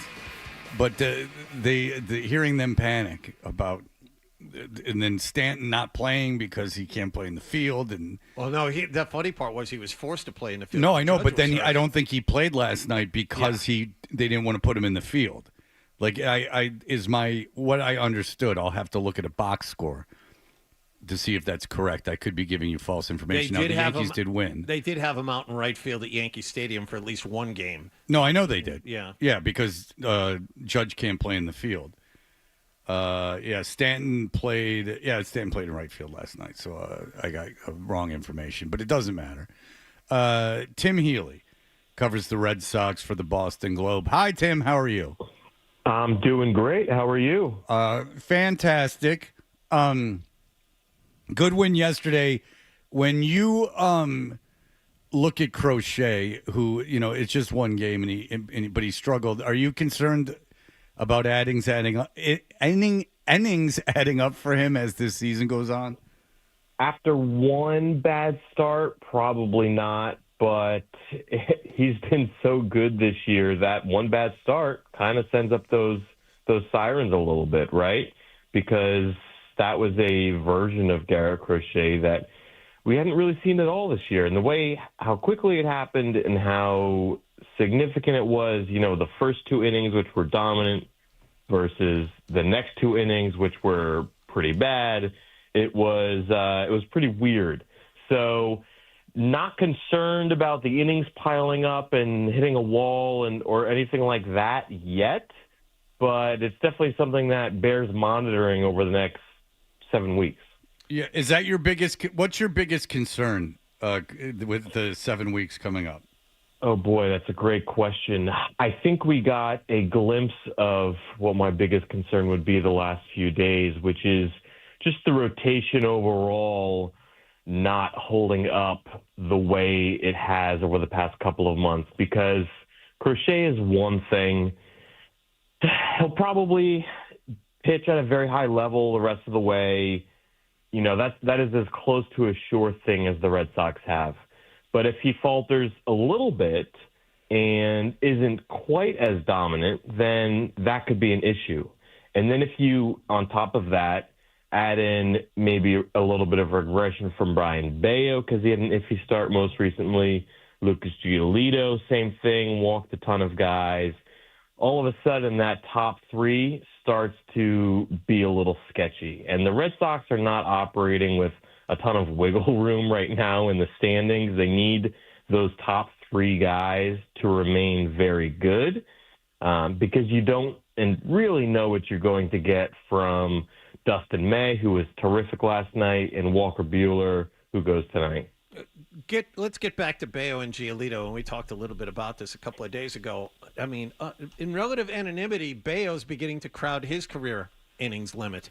And Giolito is, 2 years where he didn't pitch very much, and he's coming off a major surgery a while ago. It just seems like this is more of a problem than the Red Sox would let on. I mean, Buehler's been lousy most of the season as well. Yeah, that's all very good points and part of the concern about the rotation because those guys, their workloads are way higher than they've been in recent years. Buehler, same, who, he's had a few injury years. Dustin May, forget about it. He's barely pitched for 5 years. He's way past all his innings totals. So there's a lot of workload totals that are cause for concern. And just because the guy's pitched more innings doesn't necessarily mean he's going to break down or be bad down the stretch or anything like that. But when you have all 5 guys working on that sort of paradigm, then chances are it's going to backfire on somebody. And the way Giolito and Bayo in particular were so good for 2+ months and really key parts of this resurgence for the Red Sox, if they falter and that solid number 2 and very solid number 3 starter isn't there, even if Crochet holds up, then you're at risk of the whole thing falling apart. I understand the Celtics are playing very well. They have far exceeded expectations, but watching this team day in and day out, they're not very good at fielding. They run into outs constantly. They don't move runners along. How are they? I mean, I'm looking at it here. They still lead Major League Baseball in errors. How are they doing all of this? It's really interesting because by errors and by unearned runs, so let's take defense as an example, they are among the league leaders in those things in a bad way. But in some of the more, advanced or difficult to put your thumb on defensive metrics, the Red Sox are nasty, right? On the left side, they have Bregman and Story, really good, really stable, very reliable.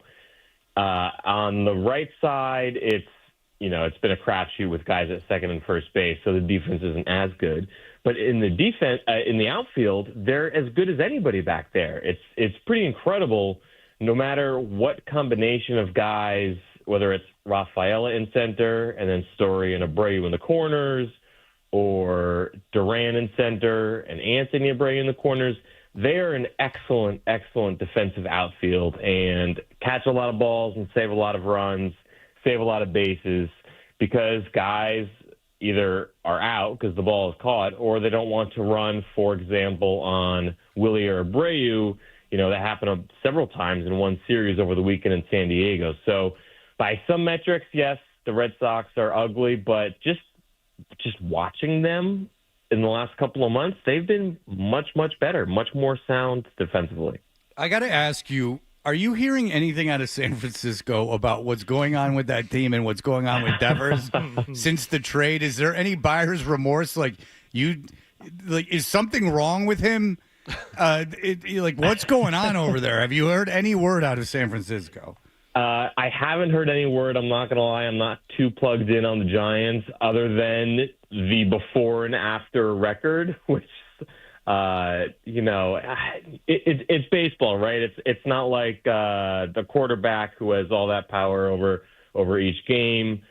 But the before and after records of both teams before and after the Devers trade it's pretty bizarre, to be honest. So Devers is a good hitter.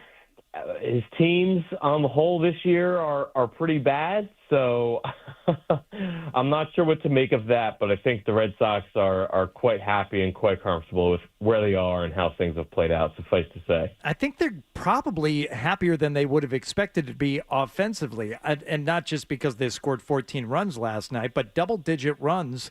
Near the top of the league in terms of the number of times they've done it this year, and I know a number of them had to have come when Devers was still in the lineup. But offensively, that's the biggest surprise to me is how they perform post-Devers.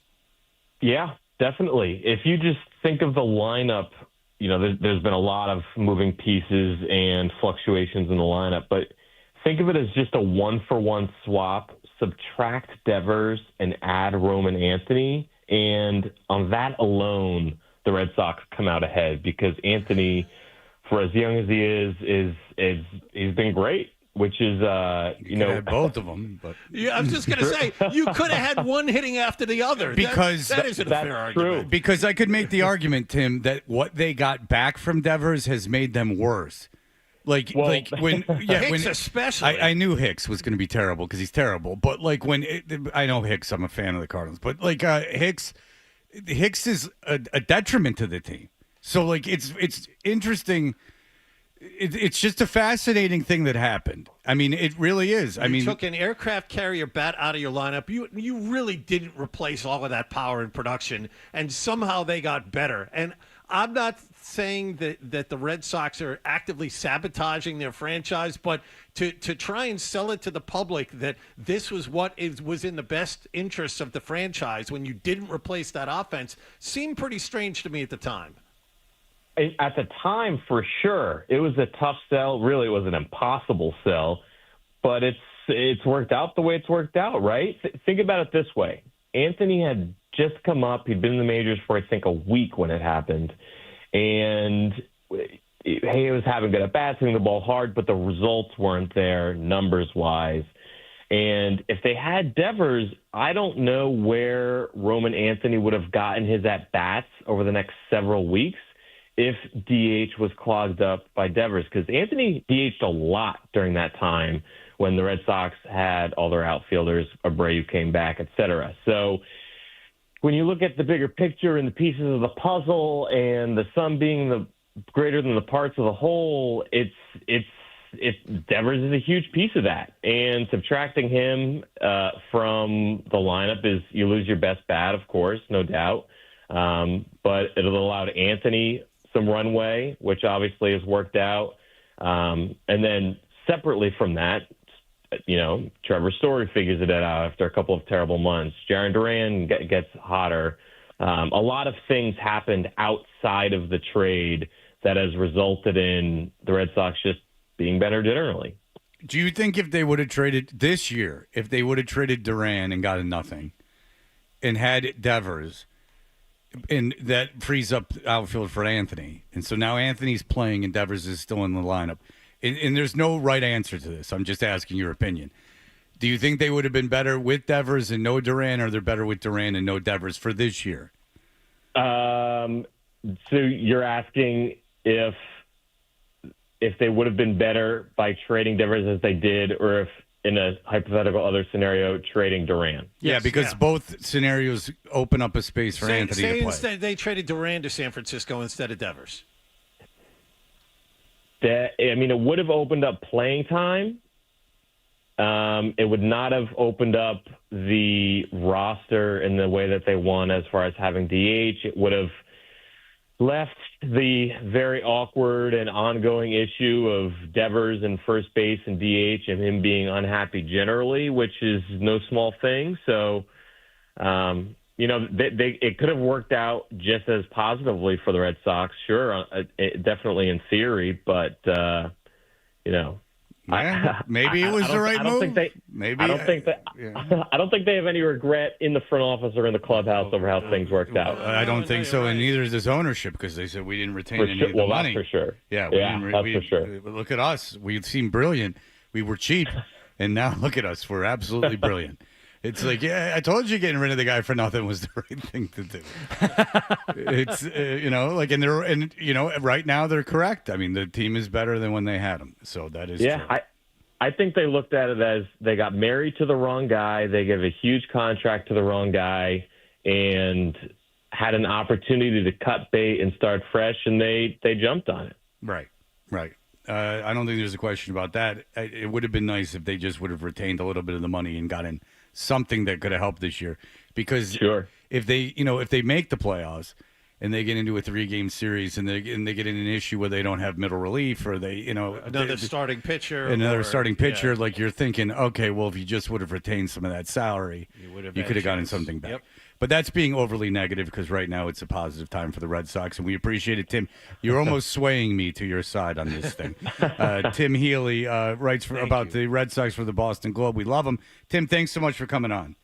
Happy to. Thank you guys very much. All right, appreciate it. He's swinging me to the belief that they're better without Devers, but sorry, I'm not swung. Well, not for 8 years. No, I mean, that's the one thing that we didn't bring up during this because it's well gone over. But he'll have better years than this one. Well, he's not even that bad this year. I mean, he's got 23 home runs. I mean, there's 40 games left. He has struggled for long periods of time. Once he got there, but bad for him is, look, I just looked at his numbers. They're not like his career numbers, but they're not like terrible.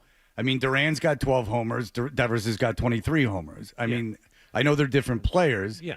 But this is a down year for Devers. There's no question. He's good for 35 and 100 every year. Yeah. Every year. Yeah. And if you would have retained Sauer, you would have gotten something back. He's one of those guys in the lineup you actually have to pitch around, and God forbid Alex Bregman should have some protection.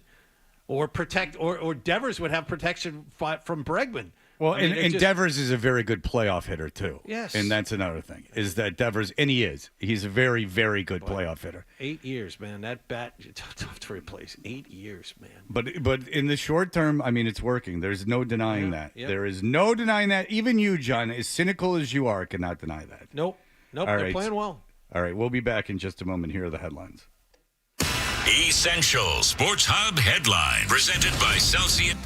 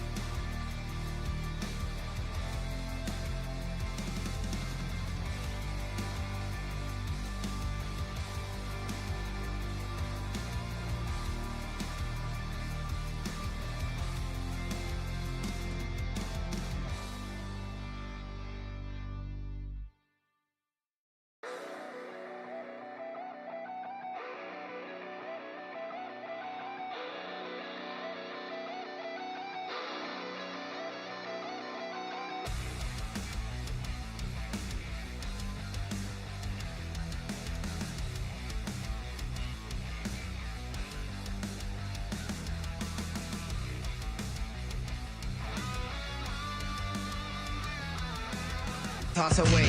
What does my clock display? It says 8. This I'm late for work again, so then I dip with my pad and my pen. Step into the workplace with my work face. We're Toucher and Hardy. We played audio of Felger talking about how he was airlifted out of Nantucket because he crashed his bicycle. He crashed it on Saturday night.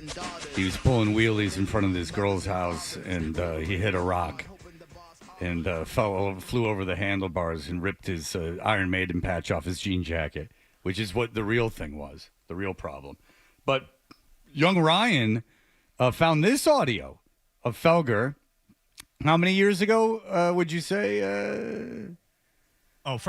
You said Fred has this? I have yes, it. Yeah, okay. I was going to say. Okay, go ahead. How long ago? About 3 years ago. Right, all right, 3 years ago, Chris Sale apparently got in a bike accident.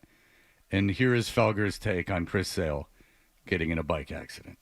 All right, hour number 2, Felger and Maz, Matt McCarthy alongside. If you haven't heard by now, Chris Sale officially shut down for the rest of the year with a broken wrist. No, not the broken wrist, hand, whatever he suffered, taking that liner off the hand 2 or 3 weeks ago. No. As you heard Chaim Bloom say, on Saturday, he went to get some lunch on his bike and went flying off his bike and broke his wrist, his right wrist, his non-throwing wrist, and now shut down for the year. What the hell is he doing riding his bike to pick up lunch? Okay, so he hits something, goes ass over tea kettle over his handlebars, wipes out, breaks his wrist. I've never gone flying off my handlebars and broken my wrist, though. I don't know. Maybe you're just a better bicyclist than Chris Sale. I'm not a very coordinated guy either. It wasn't just, whoops, he hit a little rock and flipped over his bike. Nope, I'm not buying that. Nope, I'm not. Did he fall off a bike? Maybe. Who the hell knows? All right, so let's fast forward in time. All right, and get 3 years later and hear what Felger has to say. I'll tell you what happened yesterday. It's more dramatic than it is, thank God, but it was for about 12 to 18 hours. It was a little dramatic. I was in the hospital yesterday after getting airlifted off of Nantucket. What? Yes, that happened. So I was riding my bike like an idiot on Saturday night, and I had a bike accident. I fell off my bike, and I cracked. It happened in a blur. I don't even know exactly what happened or how it happened, but I cracked my neck on, I believe, the handlebars. I just sort of like buckled and fell into the handlebars, and bam. And I went to bed, and I mean, the irony is so drippingly sweet that he who 3 years ago attacked Chris Sale. I didn't hear Maz attacking Felger saying who rides their bike on a Saturday night. You know, I've told you about going off those sweet jumps. Mm-hmm. Something bad was going to happen. And you knew Felger was riding a bike around, too, because he used to ride the bike around the parking lot in Brighton. Remember when he used to ride his bicycle around the parking lot in Brighton? No. Yeah, oh, yeah. All right, I hate this song. I really no funny. It's my That's least. why I didn't do it earlier when we were talking about this. It's my least favorite Flowbot song. Yeah, I mean, it's all great, but that's the least of the great. No, yeah, he used to ride his bike around in the parking lot at in Leo Birmingham? Brighton, Leo Birmingham Parkway. Wow. Why? Up on top there or in the back parking I think lot? he used to cruise into the city on the bike. I don't know what he was doing. He loved his bike, though. Huh. So he was calling out Chris Sale, and he's saying that he's never flipped over his handlebars. And I'd rather break my wrist than have to get airlifted to the hospital because you went to that do-nothing hospital in Nantucket where they can't do anything. They just have crayons and coloring books in a helicopter. You went to that glorified Minute Clinic. Yeah, well, Minute Clinic, they have some of them have X-ray machines. Oh. Yeah. They just have a microscope and a helicopter pad. Someone said that we buried the lead on this. And I have this would be audio worth getting, and this just popped up. Felger's announcement that his not so near death experience has changed his mind on athletes taking time off for family. Oh, I would like to hear that. Yeah, please. Ryan, I don't know if you could dig a little deeper into something that happened on yesterday's show, I guess, where maybe he would have said that. No, because that would be a sea change. Do you guys remember who? Because I remember he gave Cora crap for taking time off for his daughter's graduation. He gave Hurley crap. But there was a player I want to say like a couple of months ago that he was leaning I don't know. into. It doesn't matter because the famous one is him and Hurley going back and forth about taking time off. That's the world's famous one. And Hurley's saying that the phrase "breast engorged with milk" was stated on the air as a reason why he had to miss time. Yeah, and so Felger has been famously against that, but maybe this bicycle accident, and who hasn't? It happened in E.T. The kid went up right to the moon. I mean, who hasn't had their mind changed or their soul changed by scooting around on a bike? Crappy effing Nantucket thing. Yeah. I hope they all crash on bikes. I hope there's 100 of them crash every day and they don't have enough helicopters. I mean, I would like it to be like a cool, Klein, Cannondale, Gary Fisher. Sure. But no, something Big tells cruiser, me you lay it's back big beach It's just some cruiser. douchebag Nantucket bike. With a basket. Yeah, everything about it sucks. Getting airlifted like a pussy because he's got. Come on! Hold on. I'm just kidding. He was in pain. I'm kidding around. That was a joke. The bike stuff's not a joke. It's no fun to crash a bike. No, but I'm joking about the airlift being pussy. That's just me kidding around. Well, I'm glad he's okay, I suppose. But there you go. Very dangerous at night. Be driving around on that sickle. Didn't miss a day of work. No, he did.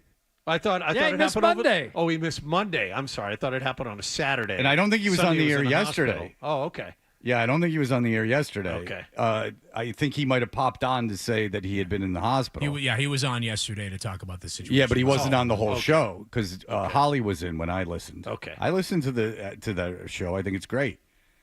And I noticed that Felger wasn't there yesterday on the account he had wiped out on his bike. Yes. Maybe he just tried a power slide and he caught some loose gravel. Yeah, there were some cool kids in front of the 7-Eleven he was trying to impress. And he's like, I'm gonna pop a wheelie here. I'm gonna catwalk past the other kids here. This wasn't he was like on mile 100, going down like a desert highway. This is, he was tooling around in Nantucket on a beach cruiser and he went ass over tea kettle. Like if it was like, he was going like 60 on a bike, like going downhill, I'd be like, oh, geez, you're a brave guy. But just being on a beach cruiser with flip-flops on, knocking your nose on the ground. I mean, come on. Suck it up. Scott, go ahead. Oh, my God. There are so many things in play here. First of all, tons of misinformation by your show. What? He was on the entire show, just on remote from, I think, Seaport. Now, he's okay, so we can have fun with this now, right? Yeah, he's fine. Okay. So I'm dropping my kid off this morning, and you guys are doing your bicycle bit, the whole Nantucket thing. And my kid goes, why is he riding a bike? And I go, that's my point. You guys, we're all the same age. When's the last time you were on an effing bike? Seriously. Look, riding a bike. Don't drop me here. Don't drop me. I'm not dropping you. I don't ride a bike, but I also don't want to piss cyclists off at all and make it about bikes. Oh, they're dorks, but go ahead. Okay. A couple years ago down the Cape, we all went on the bike trip. Oh, yeah, in Hilton had I ride a bike. Go down to the Jersey Shore, nothing but bikes, left and right. Well, I'm at the house in Destin. They come with beach bikes. I've ridden the beach cruiser in April, but basically that's up and down to go have lunch with your kids or something. Right.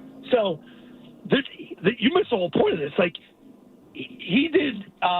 So he did this at night. So this happened at night in the fog. And he was telling the story. And did you hear the shock and awe from Jim Murray and them? Yeah, they didn't know it happened. That's to me, that's the thing that stood out. So the fact that they didn't know, I don't think they knew until Felger told them on the air that he had been airlifted off of Nantucket and spent a day in a hospital. We were saying there would have been a serious text chain over the weekend for this Bingo. show. Hardy, you were on our show. We're what, 7 to 10 times on an average day texting? Dude, at the end of the old show, I would have known, and he would have known. Right. Yeah. I mean, like, that's insane that they didn't know. You used to do that show with that guy that did morning radio with Charlotte Wilder, who you had on the other day. That's true. But I can tell you that we would have known if one or the other one of us had been airlifted off of Nantucket. Like, I mean, that communication would have been made, yes. Even though we weren't talking. Even if we weren't talking. I would have called Channel 4 and had it all over the news. Like, if Hardy got airlifted, we'd be waiting at his house. Yeah, you'd be standing on the helipad, like, waiting for him to come down. All right. Absolutely. But there was he also didn't say anything about missing time with family. That's another error there. That was an never email. spoke of that. Okay, good. All right, so Well, you're on a... stupid. They're stupid, too. All right, the there you go. bikers. All right, the bye. bikers are not stupid. If you ride a bike, I have the utmost respect for you. It's just funny that Felger wiped out on a beach cruiser on Saturday night, trying to impress girls by doing endos. Leave it to Scott to like make all the riff about something else. It's not about riding a bike. We were making it a BMX situation. And then when he went to see old Doc Saunders there on Nantucket, said, "You're going to die! Get him on the whirly bird!" And they got him into a real hospital, and they said, "No, you're fine." Or I think it was more like the whirly bird handed him about 200 cash, and he just put it in his pocket and said, "Yeah, send him off. We got another one, Charlie, for the copter." Yeah, man, I'll tell you, it's $25,000 a run. You know, I got 2 pounds of weed in the back. Drop off, too. All right, we'll be back in just a moment.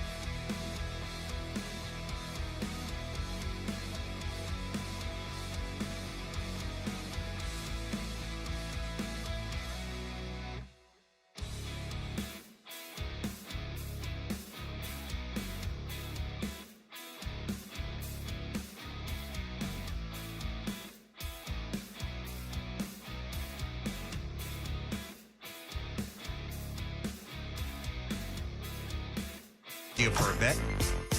The email bit. We should do the email bit. It's a great idea. Let's do the email bit.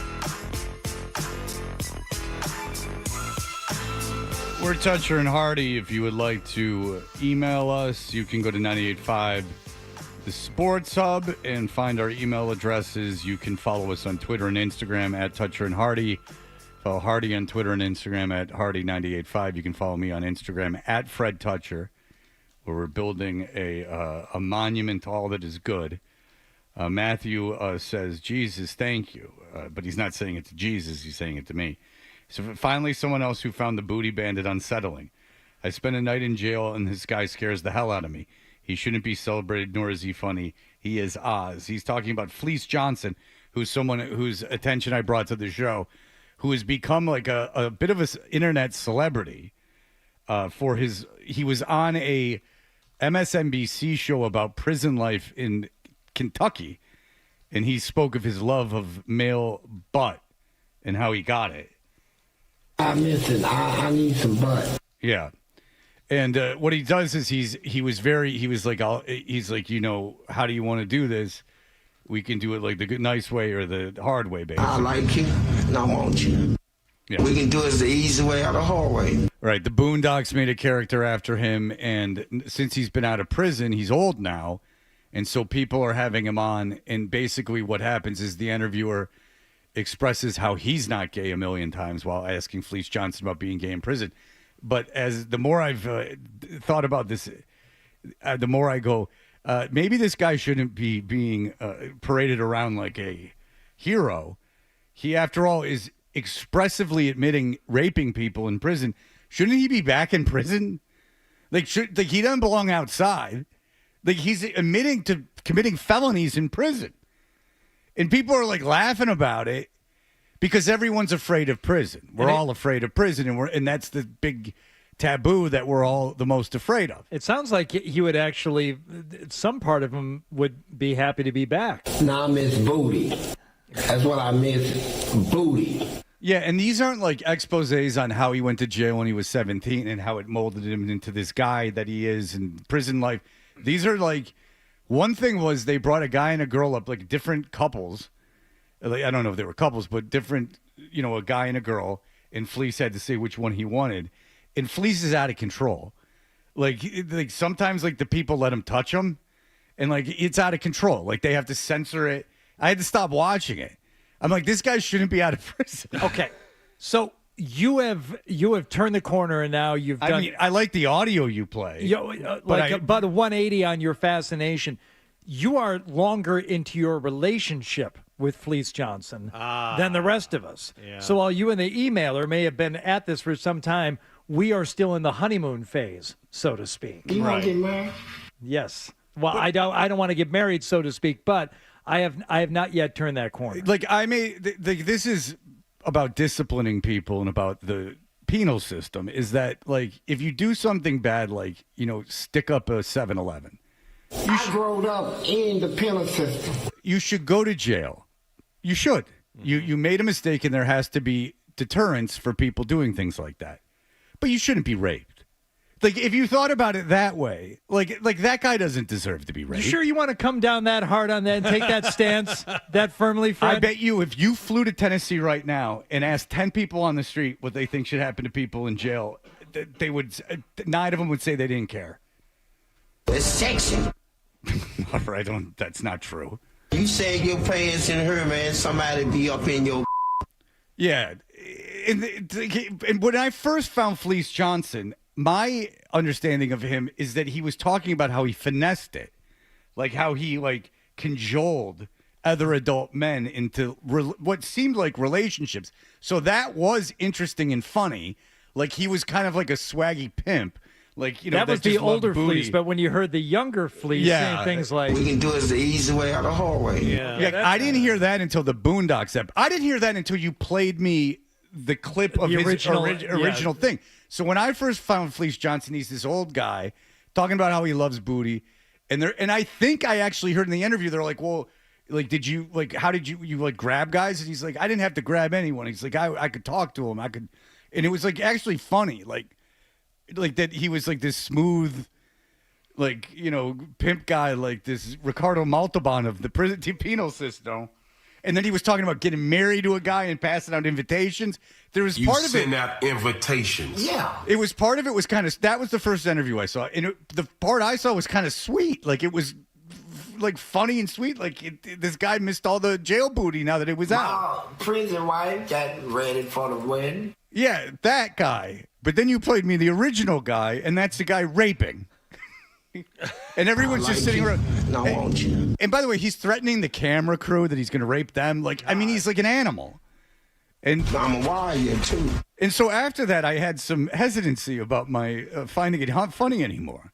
Like, you should go to jail for something, but that doesn't mean that you should be have felonious assault inflicted upon you. Some sort of gangster style. It's interesting. This is the second time you've gone down the rabbit hole on a piece of online content, and you've had to kind of pull the plug and say no more of this. What was the other one? Stay humble. It would be TT Boy. Oh. Okay, so if you don't know what Adam's talking about, TT Boy is like the poor man's Peter North of, and he prides himself on how athletic he was when he made porn. I'm an animal. And so TT Boy has this sporadic video podcast that he does. And when he has on, when I first saw it, he had guys on from the 70s, men and women from the 70s. And that, I don't care who you are. There's a book called The Other Hollywood. The way they made porn in the 70s, it was illegal. Like to shoot it, it was illegal. So it was all done in New York. All the girls were disgusting. And they were like running around and like skirting the law. And they were all these, people that were in the theater, like in theater in New York that were desperate for money. They all had they all felt they were making art. It's really interesting. It's sexy. Then it gets to the 80s and 90s and it gets sad. Well, is TT Boy out? Like the male porn stars, no. Don't be a male porn star. I had to stop watching it. First of all, the Peter North TT Boy one, they should both be in jail. Or at least in a mental institution. It's really two people with head injuries sitting there. I like Scarface. Like they're just sitting there like talking to each other. It's awful. And talking about being when they were kids, they're like out of control. And there's this justification of like how their lives have turned out, which is very sad. And sometimes he'll get the male porn stars who are not trying to justify where their life went. Scarface. I watch that anytime it comes on. That and Predator. Yeah, you don't say. Predator, Fred. Yeah, you don't say. You watch Scarface every time? That's not something idiots do. If you go to a store and buy a Scarface poster, they should take away your license to drive a car. I'll tell you that right now. I'll tell you that right now. The minute you put down your cash to buy that poster, they go, "Can I see your ID?" And then they take it and cut it in half. Is what they should do. Remember when Carmelo Anthony was a kid and he had that, they did like a Cribs? This was almost a trope. Like he had his room where he does business, Hardy. Yeah. It was a long meeting table. I do remember and this. Many chairs for business, because he's good at business, which is the name of Nick Kroll's production company, Good at Business. And framed at one side of this corridor of business was the Scarface movie poster, because he looked at Tony Montana as a great self-made man who tried to bang his sister and ultimately was killed. Viciously. Yeah, it was a toss-up between like a poster of Warren Buffett or the fictional Tony Montana. Yeah. Yeah. Berkshire Hathaway, very similar story. Very similar story. I just think it's so funny that people watch Scarface. Even it's like a dumb movie, whatever, but it's fun. Like it's a fun, dumb movie. It's like super gory. It's a fun watch.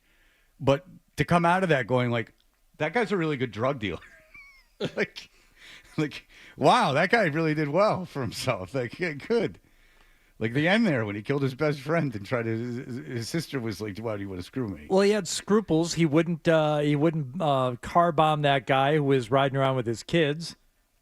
And underplayed by Pacino in that scene to beautiful results. It's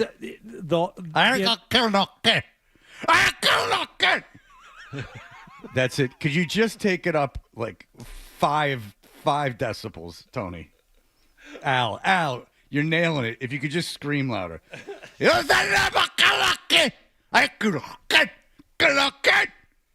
We get it. You don't want to kill the kid, Tony.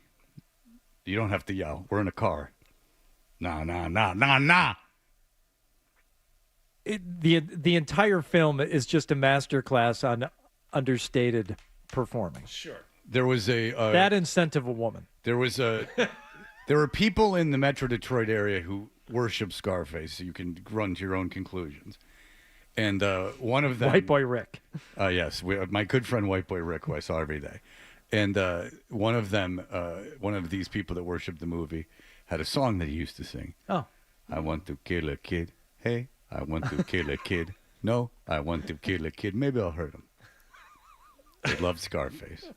Okay. And this same gentleman, if you want to really go into the memory bank, was threatening someone, and he said how he was gonna like cut it, like slit his throat, and went through this whole thing. And he goes, "And I'm gonna go in your closet and rip all your good clothes." And that is a direct quote. That is a direct quote from the gentleman. He was frightening. I'm going to unplug every digital clock in your house, and you're going to have to reset them. He was being dead serious. He's like, I'm gonna blah blah blah blah blah. I'm not even gonna get into it. I'm gonna blah blah like terrible things. And he's like, and I'm gonna go in your closet and rip all your good clothes. And that was my friend's cousin. I'm going to open your refrigerator door just a crack and let all the food spoil. And then his parents would go, you can have anything in the bar. And then when you got drunk, they would get pissed. They'd be like, the bar is open for you guys. We're going out. And then we'd get drunk, and then they'd be like shocked that we were drunk. Yeah. It's a real situation over there. Couple of emails correcting. Apparently, Felger has been doing a mocking thing about taking time off and spending it with family. That is not a real statement. Someone said earlier, like, oh, you buried the lead. How Felger said this is, changed his mind about guys taking time off from work and all that stuff. No. Felger's been saying in mocking fashion has changed his mind on taking time off. That makes more sense. He's been doing this for a while. So. Okay. All right. Well, it is funny that he crashed his bike in Nantucket. It's just funny because of the way it happened. That part of it is still funny. Yeah. Like if he got hit by a car or something, that would be terrible. And I do not like that. I think that bicyclists, you have your right to the road. God bless each and every one of you. I am on your side.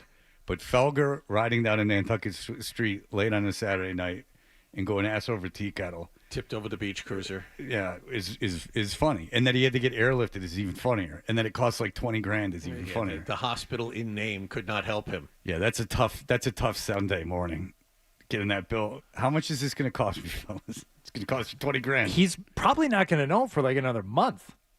Those bills come in like, Yeah, I know. Well, they come in. You'll get one from the provider. You'll get one from the first hospital. You'll get one from the transport. You'll get one from the other hospital. You get one for the lab. Yeah, they come out but he had to have asked, I think. You have to have asked. He wasn't like, seriously injured. I mean, he was talking and he took himself to the hospital. He had to have asked, like, how much is this going to cost me? I would. But you know what the greatest moment was? So, like, when I went to rehab, they took a credit card, like when you admitted yourself, like checking into a hotel. Yeah, and they're like, we're going to put $100 for in case you do any damage. And then, but instead of asking if you need any help with your bags, they say we're going to have to look through all those bags. Yeah, and then see if there's any books that don't pass the muster, and you can't have a radio. And like 3 months after I got out, I got in the mail a check for the entire amount of the rehab from the insurance company. What? And I didn't think it was happening. What? They paid for the entire rehab. Insurance covered the entire rehab. All of it. How about that? And I didn't think it was coming. And it was like, over $10,000. And it didn't even work. Nah. It didn't, looking back. But it laid a foundation, Hardy, which is and that's all you can ask. Baby steps forward. Listen. It laid the foundation for my current state, and that I have to give them all the credit in the world. They check in. I never answer the phone, but they check in. They call you how frequently? I don't know. I don't answer the phone quarterly, maybe. I think they're looking for money. Oh. All right. We have someone on. They wrote an article for Yahoo about Trayvon Henderson. Jory Epstein. Jory Epstein is the name. Jory Epstein, and we'll find out about the man who returned the kick. And the big star at Ohio State University, story done about him. We will have all of that coming right up. Toucher and Hardy.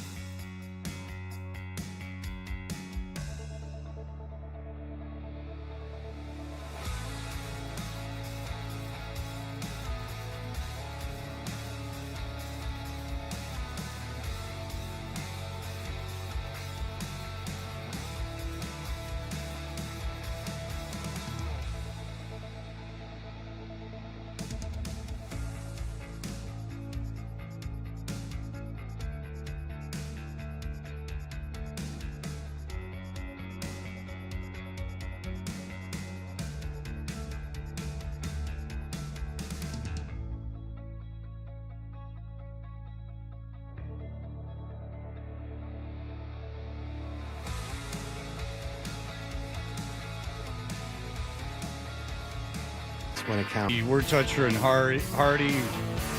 Jory Epstein is a senior NFL reporter for Yahoo Sports, and she did an article about Trayvon Henderson and about the process of the Patriots picking him in the second round. Jory, thank you for joining us.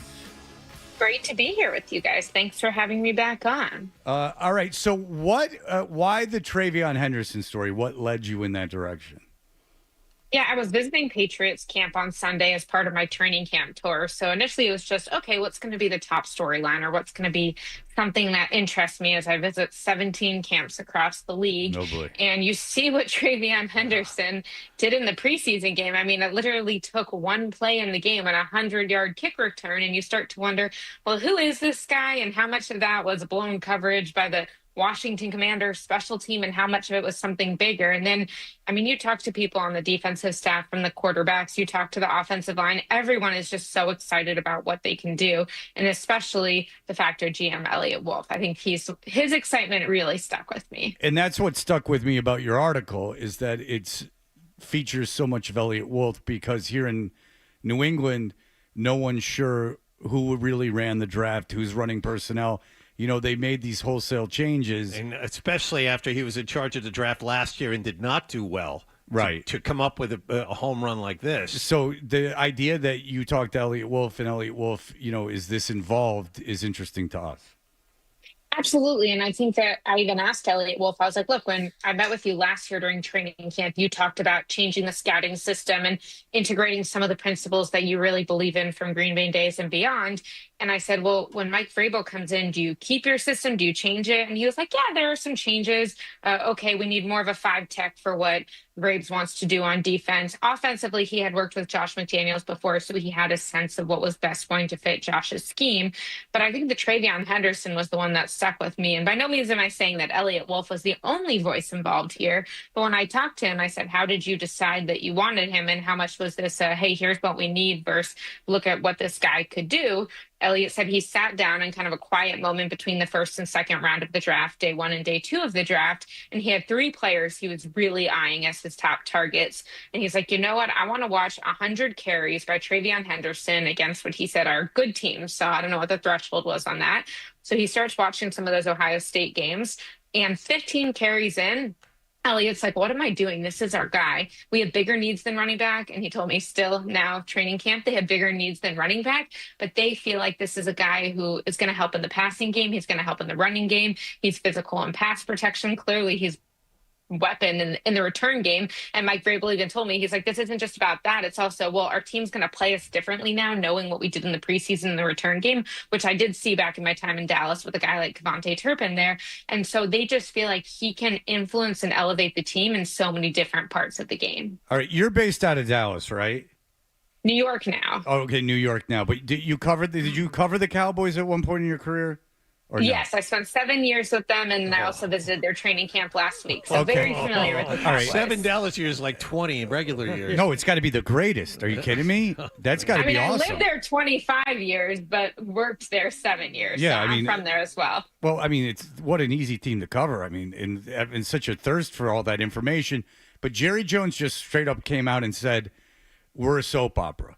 When they're not talking about us, we want to be talked about. Now, that's something I've heard, talking heads say, that the Cowboys are a soap opera. Is that just Jerry Jones, in your opinion, mimicking like what he's heard, or is that his plan? Like that he's deliberately, extending these contract negotiations and doing these things because he wants the Cowboys continually talked about? Yeah, by no means do I think that Jerry Jones would take a contract negotiation a year or two past when it should be done for this. Do I think he would draw it out an extra few weeks for the headlines? Perhaps. And I also think part of this is the emotions of the deal. But it's funny you say how easy they are to cover. There's always something going on, so it's busy. But when I was at Cowboys training camp last week, I'm sitting down with Brian Schottenheimer, their head coach. And I think I called him Shotty last time I was on the show, which still what he goes by. Yeah, but, it's too much familiarity. Yeah. I mean, come on, Jordy, you're better than They that. all call him, and you guys are like, "Do you know him or something?" Yes, but also I'm telling you, when you hear that this season, you're going to be like, "Okay, she wasn't crazy." I'm glad that stuck with you. It's tortured you all this time. It's something I don't recall, but there you go. But yes, I'm sitting down with Brian Schottenheimer, and Jerry Jones walks in the room, and he's like, "Oh, are you guys doing an interview?" And I'm like, "Yeah, Jerry, you're here for yours next, right?" And I had nothing planned with Jerry. And he goes, "Yeah, just give me a minute. I'll be right back." And comes and sits down for 15 minutes. And it's just, he is so media friendly. So I'm not saying, I mean, he knows that he has made the NFL and the Cowboys more valuable because of the way he believes that if you keep people entertained, it is going to be a bigger product, better revenue, more involvement. And that's what he does. So I don't think he's not getting this Micah deal done primarily for the storyline. I think he's not getting it done primarily because he believes he and Micah Parsons had a handshake agreement in March that Jerry would like to hold Micah to. And Micah's like, my agent had nothing to do with this. You got to get him involved. That's the collective bargaining agreement says. But I do think that Jerry loves that people are talking about this. Jory, this has to be something that you covered and wrote about and talked about endlessly. That's the issue with Jerry Jones, is that, yeah, he's, good for business, and it's good for the bottom line with the Cowboys to do these things and all the other things that he does. But that doesn't always necessarily work in tandem. In fact, it can go against what's good for winning football games. So how does he continue to get away with, I guess, having those dual roles as the owner and GM of the team when sometimes those two things can be at odds? Yeah, I mean, when you say how does he get away with it, it's because he's the owner of the team. So it is his decision. Not literally, but it's a little bit of a hard time here. No, I agree with you that it is at odds, and I think there's a reason that we don't see owners who regularly be GMs across the league, and no one does it quite like Jerry Jones. If we're being intellectually honest here, we would say that he's not the only one making these decisions. His son, Stephen Jones, is very involved. Will McClay is basically running their drafts. They have a lot of people involved making these decisions.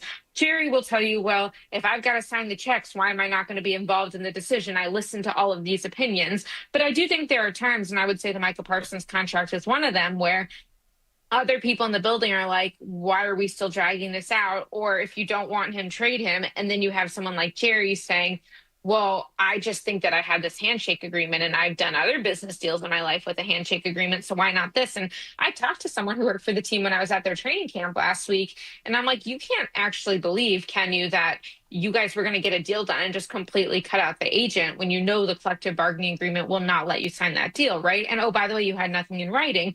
And the team's like, well, Jerry does stuff like this all the time. And I'm like, yes, but I've been at all these camps. I've asked GMs across the league, do you just talk directly to a player? And they said, yeah, sometimes we talk to the player, but we know we have to talk to the agent also. So I told this person who works for the team, I'm like, other teams are not doing what you're attempting to do. And the person responded, well, the Cowboys don't work like other teams. And I'm like, that's great. But when there's a collective bargaining agreement and you are bound to it, you kind of have to sometimes. Yeah. Yeah. And it's just, he plays those fans like it's sometimes it just feels like you're watching a guy screwing around with a toy and, paying money to go watch it. But it's certainly, listen, they're the most valuable franchise in all of sports. It's interesting you bring that up. Sportico just posted its list of top 5 franchises. Cowboys are worth $12.8 billion. Oh, Sportico, that left-wing rag. Yeah. Patriots are 4th on that list at just under $9 billion. The lies that Sportico, they covered up the whole Biden thing. All right. Jory Epstein. I'm kidding, Jory, by the way. If you're not familiar with the show. All right, Jory Epstein, reader on Yahoo, great article about Trayvon Henderson, and Hardy, you got something else? Oh, just about, you wrote a little bit about Drake May, too, and I'm just curious as to how you saw him dealing with the Josh McDaniels offense. It's interesting because I'm not questioning Drake May's ability or his ability to manage an offensive system or his ability to play and have the arm strength and athletic capability. What I was questioning in my article is whether Josh McDaniels' system is best setting up a young quarterback for success. Because when I was talking to everybody from, Elliott on the GM side, to Josh Dobbs, the veteran quarterback who's played in a lot of different systems in the league, to Garrett Bradbury, the new center, to Ashton Grant, the quarterback's coach, they're all coming from different teams. Like, I'm not just trying to name drop. My point is they all came from different offenses, and all of them told me Josh McDaniels' offense puts more on the quarterback's plate than the systems that each of them came from. It is asking the quarterback to do more pre-snap, asking the quarterback to identify the Mike linebacker before the snap. Really, the quarterback is giving the offensive line instructions rather than letting the center take things off his plate the way that David Andrews would have been doing last year when he was healthy. And I think, to me, there's this question of, okay, they're making the case that if the quarterback knows exactly where his protections are, he's on the same page as everyone. I would argue that early in a quarterback's career, it is challenging to do that and still play fast and not get bogged down. Like, we don't have Tom Brady for Josh McDaniels right now, and this is not Aaron Rodgers for Elliott Wolf in Green Bay. And so I have questions about the realistic nature, but they would tell you, well, it worked for Mac Jones' rookie year, so why is it not going to work now? All right, Jory, thank you so much for the time. We always appreciate it. Great to see you guys. Talk to you soon. And we forgive you for the nicknames of the coaches, just so you know. So rest well tonight. All right. Thank you so much. Appreciate it. There you go. Jory Epstein. It stuck with her. Yeah. How about that? Of all the shows she's been on, she stuck. The fact that we talked to her about using shoddy stuck with her. Yeah. Interesting. Yeah. Wonder if she's ever been airlifted from a hospital in Nantucket. You should have asked her. Yeah. We should just ask everyone at the end of every interview. You ever been airlifted from Nantucket? How much did it cost? How much did that run you? You ever crash your BMX and you know? You ever been cruising along on a dark street and wipe out? Yeah. You ever been on a sweet downhill race with the neighborhood bullies? Who knows? Who knows? He watched Over the Edge, and then he just got out on that bike, and he was like, I got to go act like I'm Richie. All right, we'll be back in just a moment. Here are the headlines. Essential Sports Hub headline presented by Celsius Energy Drinks. Red Sox got 6 shutout innings from Dustin May and snapped a 3-game losing streak last night. Care of a 14-1 win in Houston.